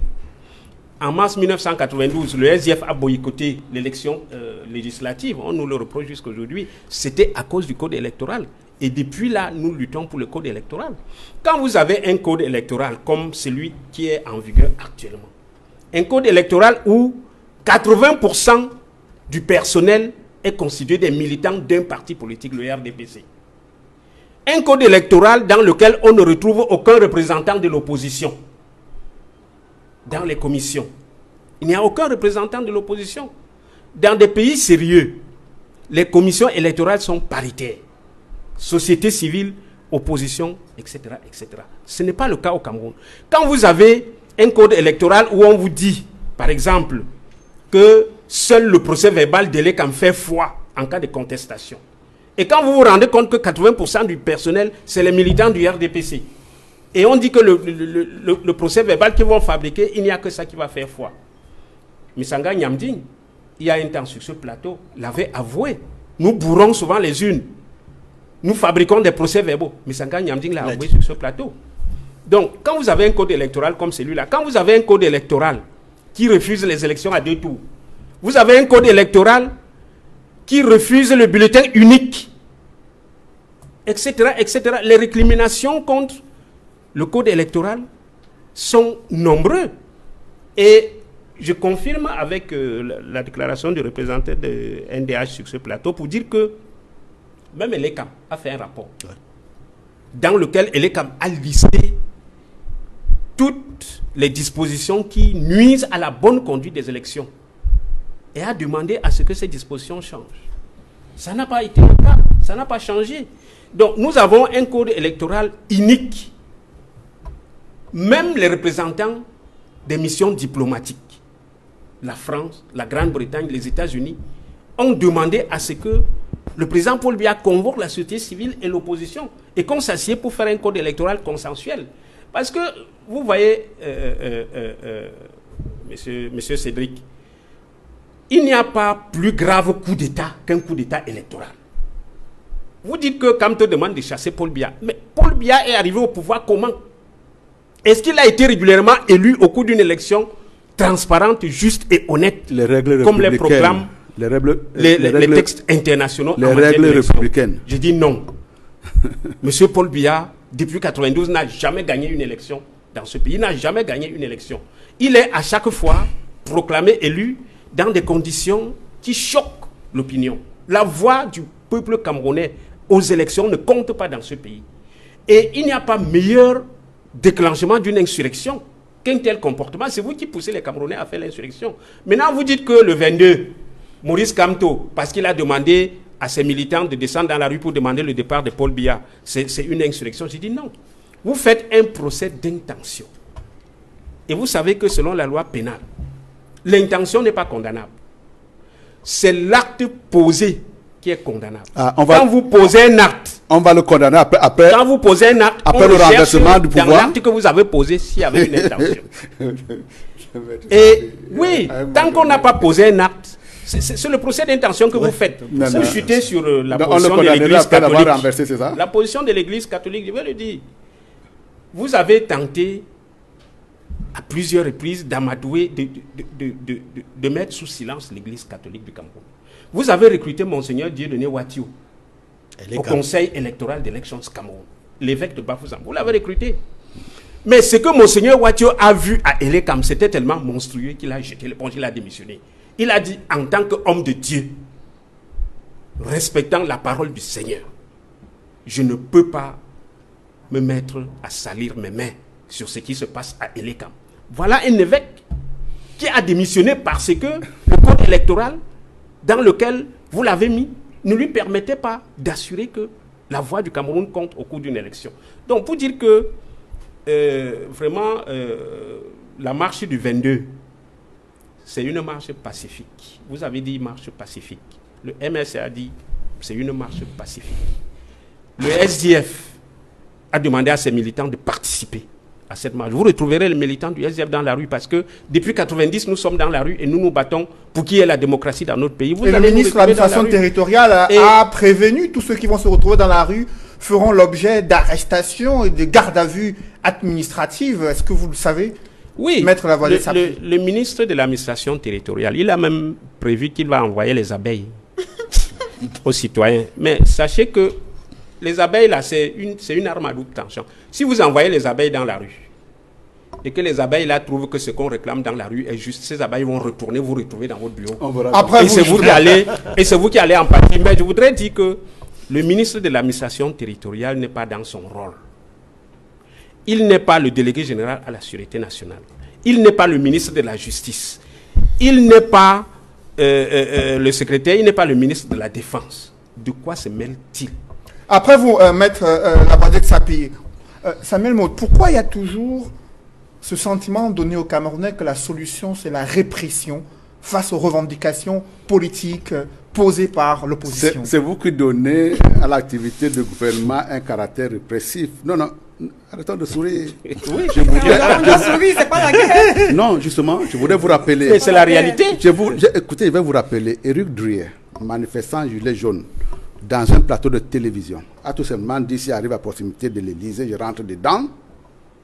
On a considéré que ça avait caractère à l'amener à une condamnation. Il a été condamné pour 15 mois avec sursis. Mais je voudrais vous dire Attendez, que c'est une mauvaise décision. C'est une mauvaise décision. Parce qu'on a condamné une intention. On a condamné une intention. Je vous en prie.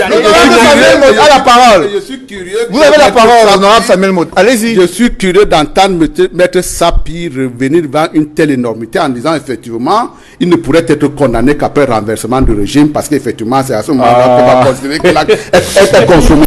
Attendez, il a également, il a voulu vous égarer tout à l'heure en mode prétend des propos.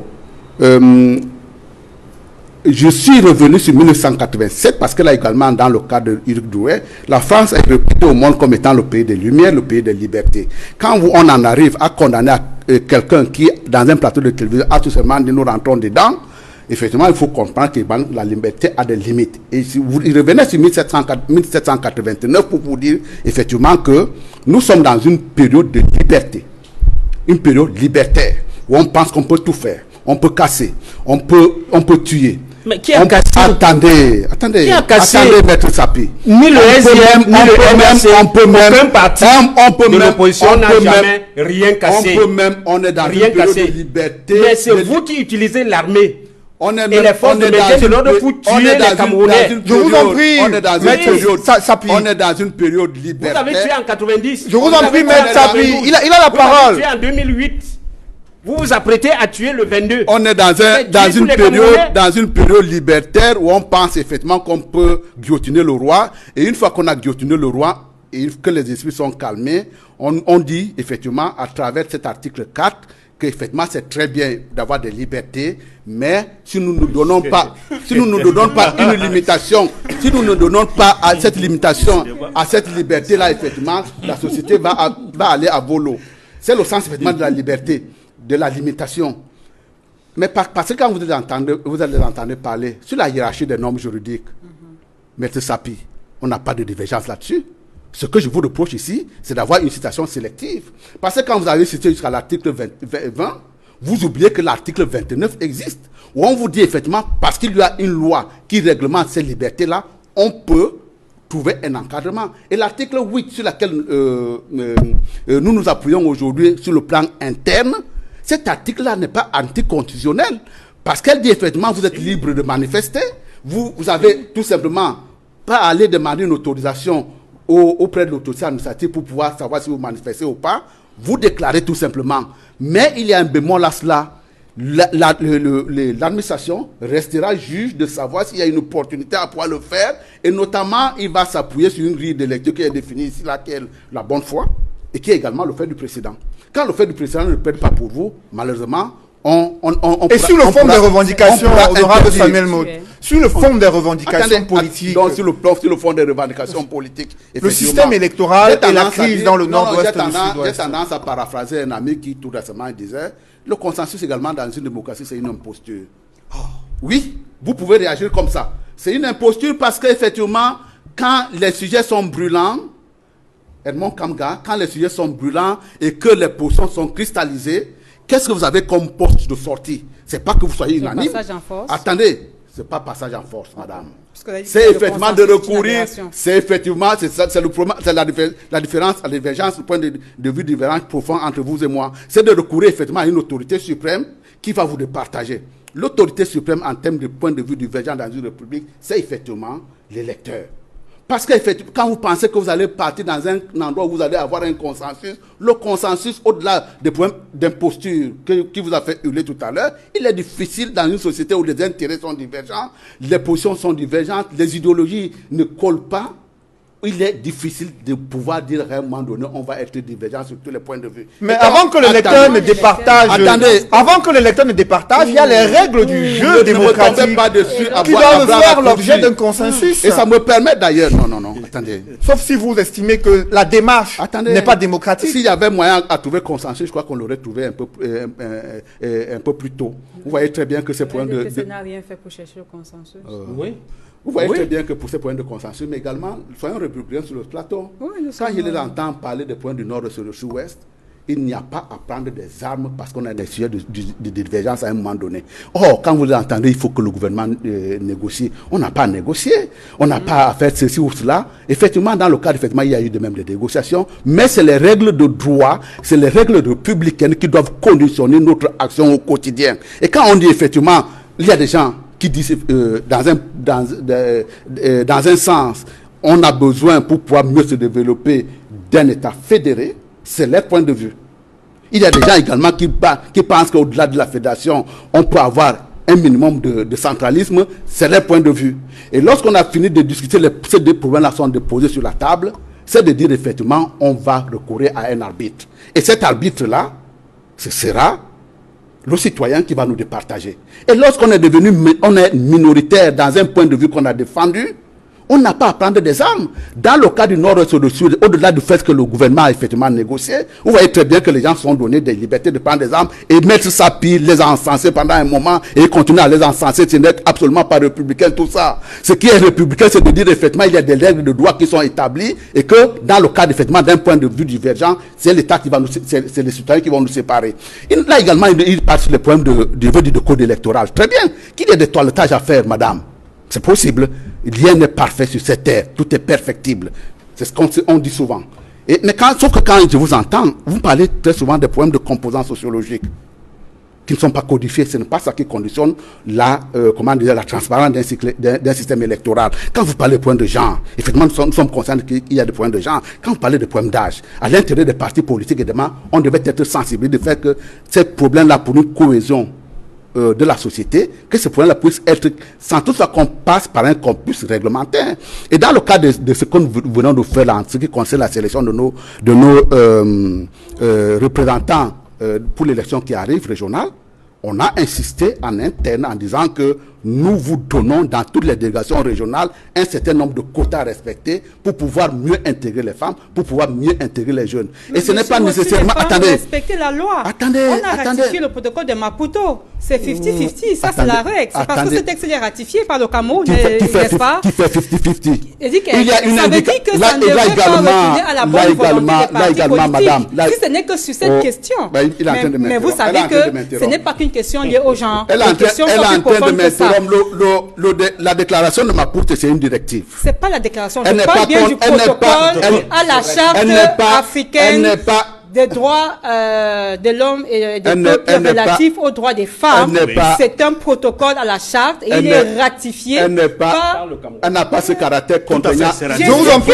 Ce texte est ratifié. Ça n'a pas ce caractère contraignant là que vous voulez. C'est un caractère contraignant parce que c'est un protocole à la charte. L'honorable Samuel Mot a la parole. Allez-y, honorable. C'est ma terminé. Oui, allez-y, terminez. Ça n'a pas un caractère contraignant que vous voulez lui donner. C'est pas vrai ce que vous dites. Je ne peux pas vous laisser dire ça, c'est pas vrai. Je vous en prie, vous allez réagir après. Permettez qu'il aille jusqu'au bout. Autrement dit, l'ensemble des pays africains seraient en porte-à-faux par rapport à une directive comme celle-là. Nous parlons du Cameroun. Non, ne parlons pas seulement du Cameroun. Je vous en prie, l'honorable Samuel Mot a la parole. Au-delà de cette question liée aux genre, ça ne pourrait pas. Il y a le système électoral, le conseil électoral, l'implication de l'administration qui pose problème. C'est sur ces grandes questions sur lesquelles nous aimerions avoir votre point de vue. Je voudrais seulement vous faire noter, et là également prêcher par l'exemple, ou alors en prenant des cas précis. Et il vous souvient qu'en 2018, nous avons perdu l'élection à Douala. Avec un système électoral dont vous faites un portrait catastrophique. Nous avons perdu l'élection à Douala. Notre système électoral est l'un des plus transparents au monde. Là, je vous donne le droit également de hurler. Assis, c'est un certain nombre de piliers. Lesquels piliers qui permettent de garantir la transparence? Attendez, assis sur un certain nombre de piliers qui fait que lorsque nous avons avec nous un certain nombre d'acteurs en responsabilité, on peut gagner une élection tout comme on peut la perdre. La première chose que je voudrais citer, ayant en mémoire que nous avons perdu l'élection à Douala, et dans le cadre de ce cheminement-là pour la liberté, pour la transparence, les piliers sont qu'aujourd'hui, le système d'inscription sur les listes électorales est encadré et contrôlé. La création également des bureaux de vote est encadrée et contrôlée. Et un élément central de ce pilier-là, de la transparence, c'est qu'on autorise l'ensemble des parties prenantes à ce système électoral-là d'être là pour pouvoir surveiller le processus électoral et éviter l'ensemble des sorties désastreuses que nous avons constatées à pouvoir dire j'ai gagné sans toutefois avoir un seul PV. Il y a le maître Sapi qui venait de dire tout à l'heure, on dit que c'est le PV de l'ECAM qui fait froid. Je mets Sapi en défi de dire dans un système comme le nôtre où on donne un PV à 5 personnes qui ont participé à la même élection, je donne la liberté, je lui donne la procédure de me apporter la preuve qu'une personne là-dedans, parce qu'elle s'appelle Elekam, va modifier le PV. Mais encore une dernière fois, dans le cas effectivement de cette élection-là, les gars de l'Ekam ont été interpellés et ils nous ont dit, mais écoutez les gars, vous dites effectivement que c'est mon PV qui fait froid. Souvenez-vous ce qui s'est passé dans une élection à Douala 5e à un moment donné. Le PV de l'Ekam avait été rejeté parce qu'il portait des surcharges et le PV qui a été pris en considération, c'est le PV d'un parti d'opposition. Ça, les propos ne sont pas de moi, les propos sont de Cabral Libi, vous pouvez l'aimer ou le détester, ce sera selon. Mais dans un système comme celui-là, où on demande que les gens puissent être responsables, à pouvoir veiller et sécuriser leur système, c'est ça qui fait le fondement partout ailleurs au monde, c'est le fondement central de la transparence d'une élection. Sinon, lorsque vous avez un acteur qui est défaillant, ça vous donne le spectacle que ça a donné à Chicago, où on vous dit qu'il faut monter à Washington avec des cartes perforées parce que Al Gore s'étant réveillé au milieu de la nuit sans rendre compte qu'il y a quelque chose de pas très commode qui s'est passé quelque part en Californie, dans l'état où le frère de George Bush était en Floride, pardon, autant pour moi, était gouverneur. Vous avez bien suivi ça. Il faut donc qu'on puisse contrôler. Et quand vous avez des gens qui sont en échec, qui pensent qu'ils partent dans... Attendez. Et les camps se plaignent de ce que madame venait de dire. Problème de genre, problème de composition sociologique, on pourra faire des efforts. Pas pour des problèmes de transparence. Quand vous voyez effectivement dans ce qui s'est passé au sortir de cette élection de 2018, ce qui se passe est tout à fait ubuesque, ce qui se passe au Conseil constitutionnel, où vous avez des gens qui débarquent là et qui commencent à demander des PV qui sont censés détenir. Vous n'avez certainement pas les moyens pour aller dans les bureaux de vote, mais encore, quand il parle de responsabilité, quand vous êtes engagé, même le bureau de vote local, vous devez être en mesure de le contrôler. Parce qu'autrement dit, ici n'est rien passé, vous allez commencer à soupçonner tout le monde. Si vous n'avez pas contrôlé, vous la fermez. Et donc, dans le cas d'effectivement de la centralisation même, vous vous rendez compte, nous avons 52 départements par dire. Combien de membres de partis de l'opposition sont là au moment où on centralise? Ils ne sont pas là. Et ils vont au Conseil constitutionnel pour pouvoir dire, s'il vous plaît, monsieur le président, est-ce que vous pouvez nous mettre pourquoi les représentants de l'administration et les membres de l'ECAM ne sécurisent pas? Vous ne faites pas confiance. Parce que si l'opposition n'est pas là, on doit frauder les unes. Mais également, et tout ça. également là aussi, Cédric nous fait les... Oui. C'est ça qui m'a été donné comme argument partout ailleurs, en disant que partout ailleurs, dans les autres pays, c'est totalement faux. Vous prenez tous les systèmes électoraux, on vous dit effectivement, les personnes qui doivent le faire, c'est les autres. Et encore une dernière fois, vous devez être... C'est la vie même de la société qui est ainsi faite. Vous êtes en conflit avec quelqu'un, vous devez être en mesure de contrôler. Vous êtes des protagonistes. Vous ne pouvez pas vous décharger à une tierce personne à qui, par ailleurs, vous n'avez aucun brin de confiance. Quand vous parlez de cette administration-là, c'est là que vous lui parlez tout le temps. Comment est-ce que vous pouvez dire, nous allons en faire des garants du contrôle ou de la sécurisation ou de la fiabilité, de la transparence. Donc, en clair, honorable Samuel Maut, vous n'êtes pas favorable à ce qu'on révise le système électoral pour améliorer les règles du jeu démocratique? Attendez, on améliorera, écoutez-moi très bien, on améliorera si on veut, mais je veux dire, tant qu'il n'y aura pas des gens en responsabilité qui seront là pour pouvoir sécuriser le système électoral, il y aura toujours ce genre de récrimination. Attendez, écoutez-moi bien, voilà une lumière qui me sort, je crois qu'il me l'a sorti tout à l'heure, bulletin unique. Vous connaissez le Cameroun profond? Droits fondamentaux. J'ai le droit d'être éligible et électeur. Vous n'avez pas le droit de me l'enlever. Ma grand-mère, qui ne sait pas tenir un crayon, vous lui obligez de lui dire, là, je vais cocher telle personne. Et pour pouvoir le faire, il faudrait dire... Justement, on a ça peut se gérer. Attendez. Je vous en prie,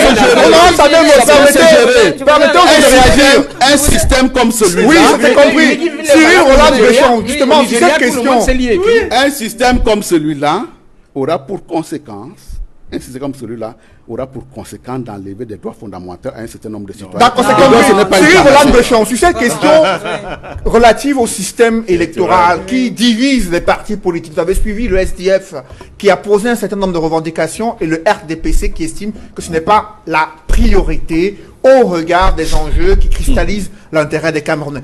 Qu'est-ce que vous en pensez? Quel est votre regard sur cette position? Ça ne divise pas les partis politiques, ça divise la société camerounaise. Parce que sur cette question, ce n'est pas une question des partis politiques. Ouais. C'est une question qui relève de la société camerounaise tout entière, de la nation, si on peut dire ainsi. Parce que ce que le RDPC est en train de faire, c'est carrément refuser ce que pensent toutes les autres composantes de la société. Je vous ai dit tantôt que l'évêque, l'Église catholique ne commence pas à s'intéresser sur le temps aujourd'hui. Moi, je ne sais pas quel est ce levé, des choses que les gens parce que quand il y a Facebook maintenant, là, bon, voilà, tout le monde se croit donner des leçons aux autres. Ça a toujours été une préoccupation pour l'Église catholique et le service national justice et paix, avec lequel je collabore tous les jours, c'est toujours un point central de son boulot. Depuis 2000. Parce que je crois que ça s'est mis en place depuis les années 2000. Au Cameroun. Moins 20 ans. Ce n'est pas un problème des partis politiques, c'est un problème de la société camerounaise. Et je ne comprends pas pourquoi le RDPC s'entête, n'est-ce pas? C'est justement là où nous parlons de dérives autoritaires et de dictature. Parce que quand on se retrouve dans un système où il y a un seul acteur, parce qu'il est en position dominante, refuse d'écouter les autres, c'est pour ça qu'on parle de dérive. Je veux dire à monsieur le député que ce n'est pas que la question du genre et de composante sociologique. Il y a même la question du contentieux préélectoral qui est géré par le Conseil électoral qui a posé un problème grave en 2013. Maintenant, pour revenir... Lequel je vous en prie, permettez qu'elle aille jusqu'au bout. Ne me faites pas perdre le fil de ce que j'ai à dire parce que je vais revenir sur le protocole de Maputo. Si vraiment... à l'Assemblée nationale, vous dites que ce protocole-là, il n'est pas contraignant. Moi, j'ai des problèmes.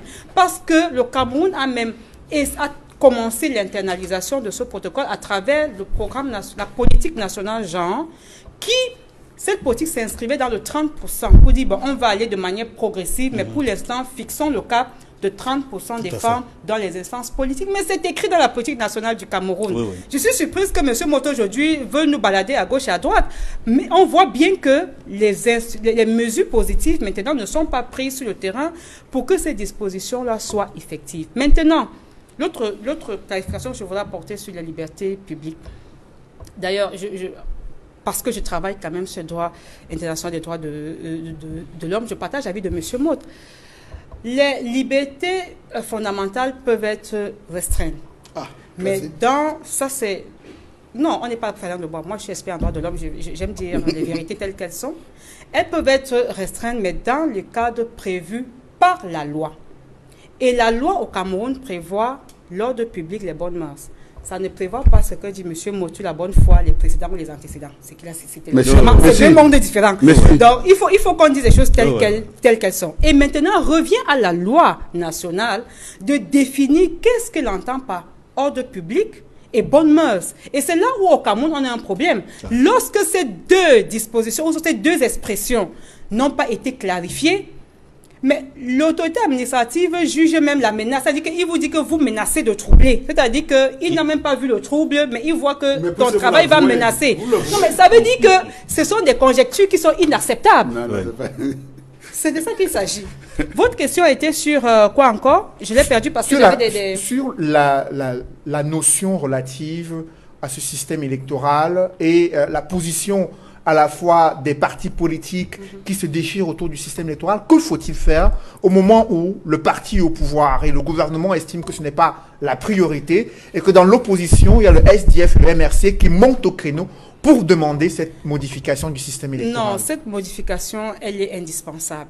C'est vrai qu'actuellement, on a complètement fini un processus qui, avec la convocation du corps électoral pour les régionales, mais on ne peut pas nier que ce qui est là n'est pas un processus qui est accepté, qui est partagé. Il faut que tous les acteurs, et particulièrement le RDPC, parce que c'est l'ordre le problème, tous les acteurs sont d'accord là-dessus, il faut pourtant qu'on aille vers un dialogue, n'est-ce pas, qui viserait la modification du code électoral, système électoral. Je suis encore une fois depuis désolée quand M. Maud me dit que le consensus est impossible. Mais il y a tellement des écrits sur la transparence. Ça vous paraît naturel, pas moi. Ça me paraît... ça vous paraît naturel, le consensus? Je manque le mot. Ça me paraît terrible de dire que c'est impossible. Mais je dis ceci, il y a des écrits vraiment diffus, tellement, il y en a tellement sur les garanties de transparence, sur les garanties de justesse, sur les garanties de liberté d'un processus électoral que... il me semble aberrant de dire que c'est impossible parce qu'il y a des points clés où on peut avoir dans ce débat, messieurs, mesdames, dans ce débat, le roi Sokudju, le roi des Bamenju, s'est invité à travers une tribune rendue publique ce dimanche. Il s'adresse notamment aux dirigeants du Cameroun en précisant, honorable Samuel Mo, je vous prie de suivre, que les dirigeants du Cameroun arrêtent de cogner la main sur la poitrine en se trompant que le Cameroun c'est pour eux seuls et qu'ils invitent les autres acteurs autour d'une table pour discuter sur la bonne marche du pays, sur les règles du jeu et sur la préservation de la paix. Cela permettra de calmer les esprits. Est-ce que vous êtes prêts de vous inscrire dans cette logique que recommande ce gardien des traditions? Nous sommes fondamentalement dans cette logique, même si... Pourquoi donc ne pas inviter les leaders de cette marche prévue le 22 septembre pour discuter des revendications qu'ils ont posées, honorable Samuel Maud? Madame veut vivre dans un monde qui n'est pas un monde réel. Ah bon? Moi, je vous en prie, vous avez la parole, honorable Samuel Maud. Moi, je veux être quelqu'un milité par quelqu'un qui est concret, assis sur la réalité du quotidien, qui admet que Edmond Kangba et moi, de temps en temps, on peut s'entendre. Mais qu'il peut également, il peut avoir des divergences. Non, mais avec vous, bien entendu, madame. De temps en temps, qu'on puisse s'entendre et qu'on ait par ailleurs aussi des points de divergence qui demandent un arbitre. Et dans le cas, effectivement, ce que vous dites, madame, c'est ce que j'appelle souvent le champ des possibilités. C'est-à-dire que vous pensez qu'on peut faire telle ou telle chose de cette façon. Je peux également penser qu'on peut faire son contraire. Nous sommes dans phase de champ des possibilités. Mais encore une dernière fois, évitez de transporter votre pensée je veux dire, en science infuse. Comment on fait donc pour désamorcer je vous en prie, avançons honorable. Comment on fait pour désamorcer les tensions politiques observées au Cameroun, avec d'un côté l'opposition qui demande à ce qu'il y ait une révision du système électoral et une résolution pacifique de la crise anglophone et le gouvernement de l'autre. Comment on fait aujourd'hui pour désamorcer cette tension? Arrêtons de penser que lorsqu'on a déclamé quelque chose, c'est une vérité révélée. La réalité voudrait effectivement, c'est dire nous fêler, que l'on se donne un certain nombre de lois et de règlements que nous faisons obligation de respecter pour le bien de tout le monde. Et encore une dernière fois, la société elle fonctionne comme ça. On n'est pas majoritaire pour toute la vie. Mais de même qu'on ne peut pas être, on peut envisager qu'on ne puisse pas être minoritaire pour toute la vie. Mais à partir du moment où on dit que finalement la loi républicaine qui nous sépare, qui nous départage dans la prise de position, la prise de décision à un moment donné est la loi majoritaire, on se fera violence de la respecter en pensant qu'un jour on deviendra soi-même majoritaire pour pouvoir faire partager sa science. L'environnement dans lequel on voudrait nous inscrire là, effectivement, c'est celui de dire qu'à un moment donné, on va palabrer pendant 365 jours et on va constater au 366e jour qu'on est finalement, on s'est finalement pas entendu. Justement. Et on aura perdu du temps pour cela. C'est compris. C'est pour cette raison-là que ce soit sur l'ensemble de ce que vous soulignez là en disant qu'effectivement, il y a des points de vue divergents sur ce qu'on peut entendre comme étant transparent dans le système électoral, que ce soit sur les points qui se posent au nord et au sud-ouest, c'est tout simplement un point de majorité à un moment donné. La seule chose que l'on doit demander aux gens aujourd'hui qui nous contestent un certain nombre de positions que nous prenons, c'est de dire effectivement qu'il faut travailler à l'intérieur du corps social. C'est la seule solution. Après, vous, justement, à ce que demain, ils puissent devenir permettez majoritaires. Permettez que d'autres réagissent, je vous en prie, permettez que d'autres réagissent. Avec vous, maître Lavoisier de Sapi, lorsque le roi des Bamenju, Sa Majesté Sékou Jean Ramos, s'exprime, interpellant le gouvernement sur le fait qu'il doit arrêter de cogner la main sur la poitrine en se trompant que le Cameroun leur appartient à eux tout seuls, qu'il faut inviter les autres acteurs politiques sur la table pour discuter de la bonne marche du pays, cela va calmer les esprits. Que pensez-vous d'une telle proposition qui vient d'être faite? Oui, le chef Bamenju est très éclairé. C'est d'ailleurs un patriarche que dans le SDF nous admirons beaucoup, de par la clairvoyance de ses positions et sa neutralité par rapport aux analyses politiques sur les événements qui se posent dans notre pays.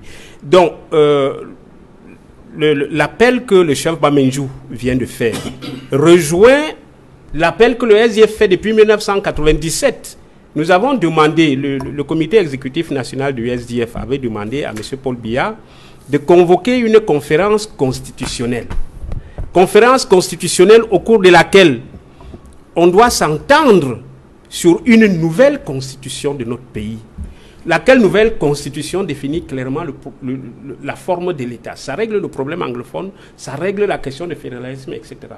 Laquelle nouvelle constitution doit mettre sur pied des institutions crédibles pour faire fonctionner la démocratie au Cameroun. Ça règle le problème du code électoral, ça règle le problème de la déclaration des biens, ça règle le problème de l'indépendance de la justice, ça règle beaucoup de problèmes. Cette conférence constitutionnelle, depuis que le SDF l'a réclamée, on ne l'a jamais tenue. Et l'appel du chef Sékou, quand il dit que le RDPC doit cesser de se taper la poitrine. Il n'a pas dit ça. Il a dit les dirigeants politiques. C'est vous qui dirigez. C'est vous qui dirigez. Non. C'est vous. Un président de parti, c'est un dirigeant politique. C'est vous qui dirigez. Parce que pour ce dont nous venons de parler aujourd'hui, cette déclaration, qui tape la main sur la poitrine aujourd'hui en disant que vous allez voir ce que vous allez voir, c'est l'OMLC qui tape la main sur la poitrine. Cette déclaration, le chef l'a fait après un constat. Le RDPC a institué des méthodes pour se perpétuer au pouvoir. La première méthode, c'est le tribalisme. Il s'agit de permettre à ce que les Camerounais se cognent les têtes des uns des autres.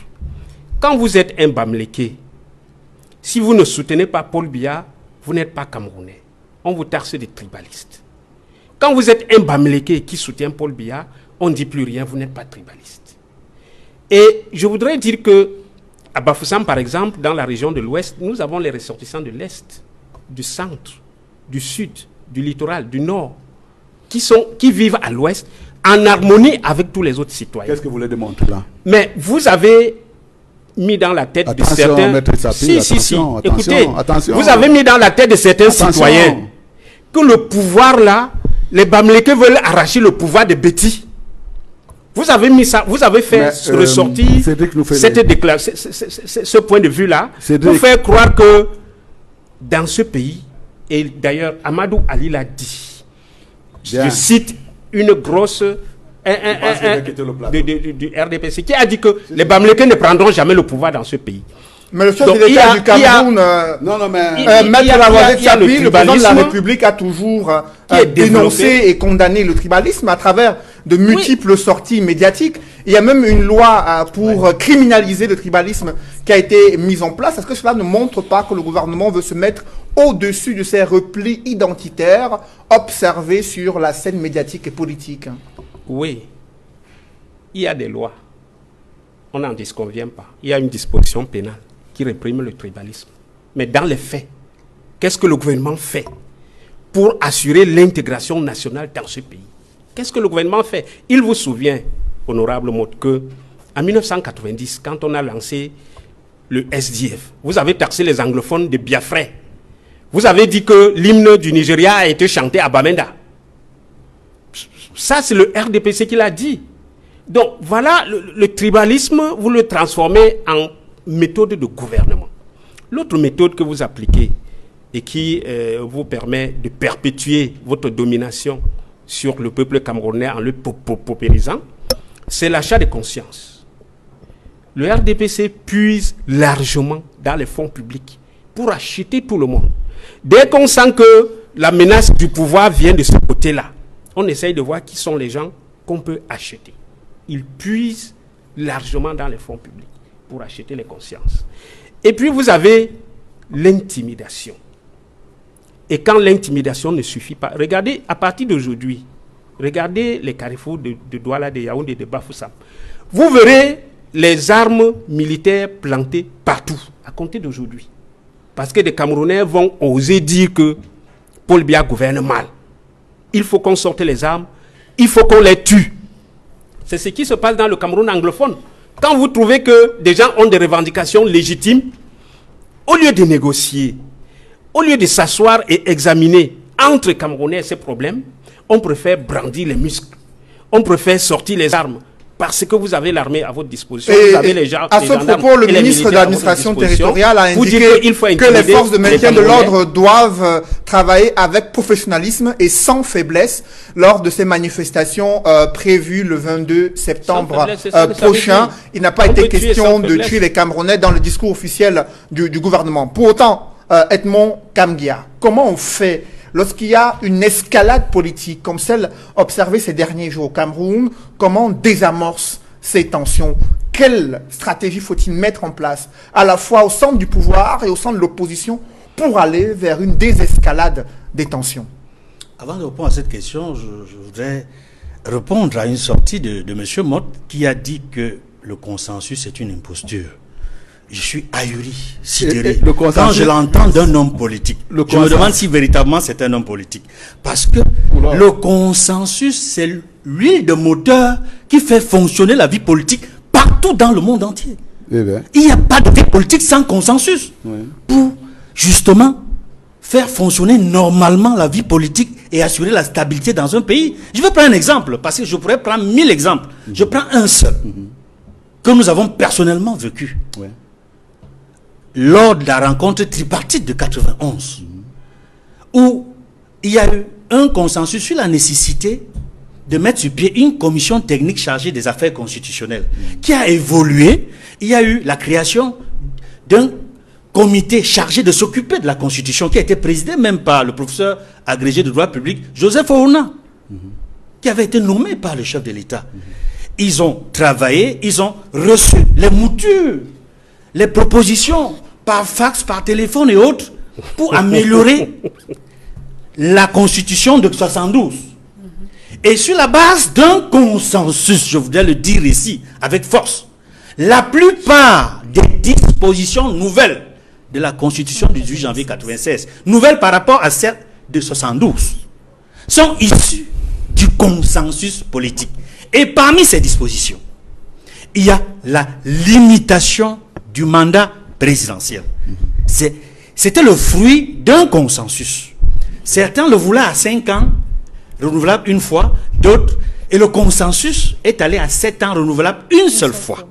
Et je voudrais dire que certains, dans le débat sur les nouvelles dispositions de la Constitution actuelle de 96, estimaient qu'il fallait peut-être mettre une disposition qui fait en sorte que cette limitation s'applique au mandat en cours du chef de l'État.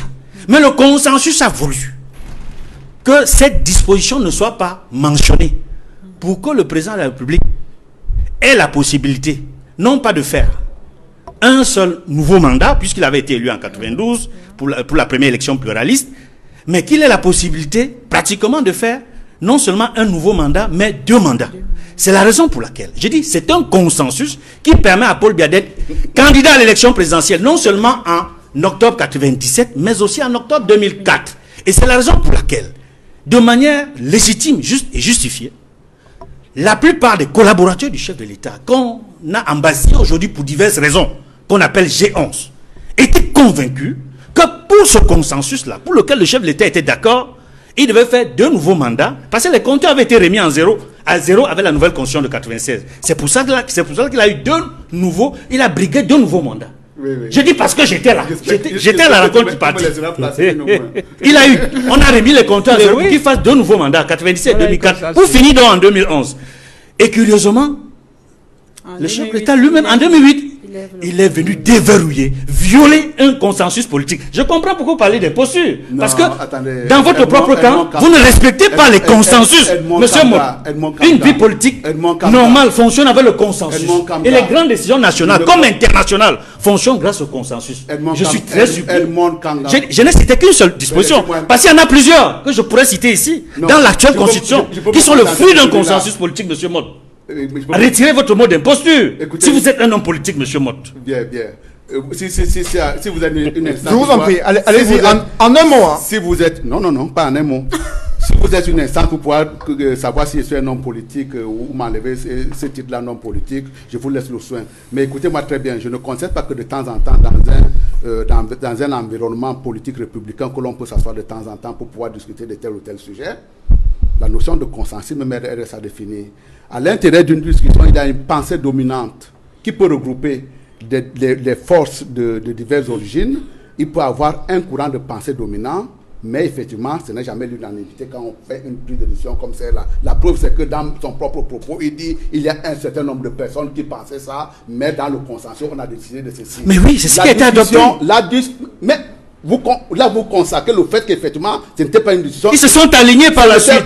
Ils se sont alignés par la suite. C'est ce que vous dit Edmond Kanga, qu'à l'intérieur d'une république, effectivement, à un moment donné, il y a un courant de pensée dominant qui peut traverser le corps social, mais à partir du moment où il est majoritaire, effectivement, les autres devront s'aligner. C'est là également, c'est dans le cas, c'est la fonction première, c'est la règle de base d'une démocratie qui consiste à dire à un moment donné qu'il y a des gens qui peuvent penser que dans un environnement comme le nôtre, on doit être fédéré, et d'autres qui pensent qu'effectivement ils ont besoin d'un État chagopin. À ce moment-là, une fois que la décision est terminée, soit peut-être dans le cadre d'une campagne électorale, on décidera, et c'est le courant de pensée au-delà de ce débat, au-delà de ce débat sur les concepts liés au consensus, c'est important, messieurs, le sujet, alors, justement, au-delà de ces questions de débat, comment donc, honorable Samuel Mott et Edmond Kanga, comment on parvient donc à un consensus pour éviter l'escalade politique au Cameroun? Comment on parvient à ce consensus? On revient dans le débat. Je vous en prie.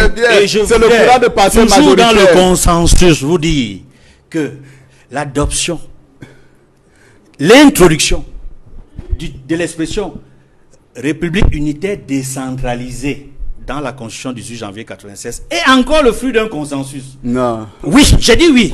Parce qu'il y avait 2 camps, les fédéralistes. Dépassons ce débat. Monsieur, dépassons ce débat. Il y avait 2 camps. Et les 2 camps ont accepté le compromis provisoire. Dépassons de la République décentralisée. Messieurs, dépassons. Au fédéralisme. Dépassons ce débat.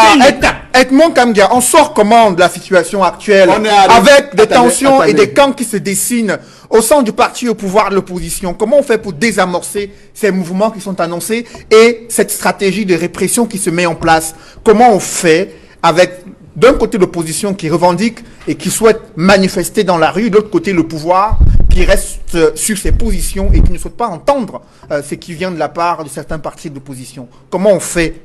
Comment on parvient au consensus dans ce cas-là? J'appelle les autorités, les gouvernants, à écouter la voix de la sagesse de Sa Majesté, le chef Là, supérieur tu Sokudju. es en pleine prédication là. Il dit, je les appelle à écouter la voix de ce patriarche qui a connu plusieurs vies, qui a un vécu, une expérience. Non seulement pendant la période de colonisation, enfin, entre guillemets, parce qu'on n'a jamais été une colonie, mais pendant que les Anglais et les Français administraient le Cameroun, il était là, il a connu des situations personnelles difficiles, de l'écouter et de favoriser un dialogue avec non seulement la société civile, mais également les leaders politiques de l'opposition pour détendre l'atmosphère politique. Merci, mesdames, messieurs, c'est la fin de cette émission. Merci à vous, honorable Samuel Motte, d'être venu sur ce plateau. Merci également à Edmond Kamgia d'avoir participé. Merci également à vous, messieurs, maître Lavoisier de Sapi et également Cyril Roland de Deschamps. Je souris toujours. Mesdames, messieurs, c'est la fin de cette émission sur Equinox Télévision. Merci de l'avoir suivi et merci de rester sur Equinox Télévision. Le consensus, là, on va aller chercher. Non, c'est un peu pur le consensus. J'ai conclu par là où j'ai commencé. C'est le dialogue. C'est le dialogue.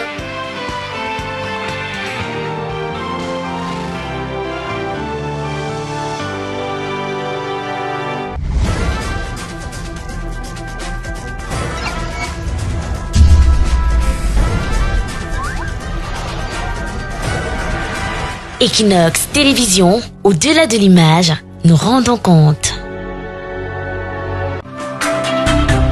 De lundi à vendredi sur Equinox Télévision. Est-ce qu'on peut faire la reconstruction alors même que la guerre n'est pas complètement achevée? Est-ce que cette affaire de reconstruction, Jean-Paul, je vais finir par là, n'est pas une nouvelle occasion encore pour que les gens mangent l'argent de la République? Il faudrait que le gouvernement se saisisse, en fait, travaille d'arrache-pied pour résoudre ce problème, parce que la santé publique est du ressort de la compétence des gouvernants. Nous sommes encore en période d'expansion, c'est-à-dire la phase montante. Nous n'avons pas encore atteint le pic. Il faut que cette famille se ressaisisse, il faut qu'elle fasse tout pour étaler le moins possible la dépouille de ce grand homme sur la place publique. Aujourd'hui, il y a comme une récurrence du discours de l'équilibre, de la cohésion sociale, du vivre ensemble, etc.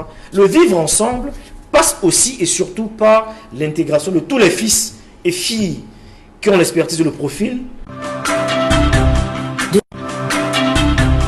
De lundi à vendredi sur Equinox Télévision. 10-12, le Zénith, le talk show qui traite des sujets qui font l'actualité au Cameroun et dans le monde. La BISEC, hier, on n'en parle plus.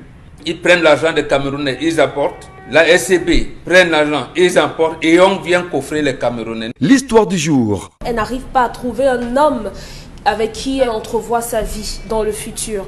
La colère. Je m'interroge ce jour sur la question du greffe et celle des détournements des émoluments dans les milieux de la justice au Cameroun. La revue des réseaux sociaux. Les enseignants sont-ils devenus aussi ridicules dans notre univers? L'interpellation à analyser et comprendre. Mon idée personnelle, c'est que la guerre qui se passe au sud-ouest et au nord-ouest cesse. Retrouvez autour de Michel Ngatiou, Bombor Bengan, Dominique Audrey Oyengelek, Karine Santia et Charles Hamel Mbatiou dans 10-12 le Zénith de lundi à vendredi sur Equinox Télévision et les médias sociaux.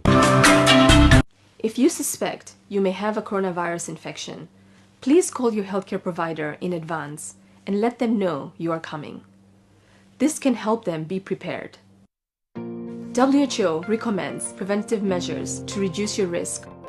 Wash your hands frequently using soap and water.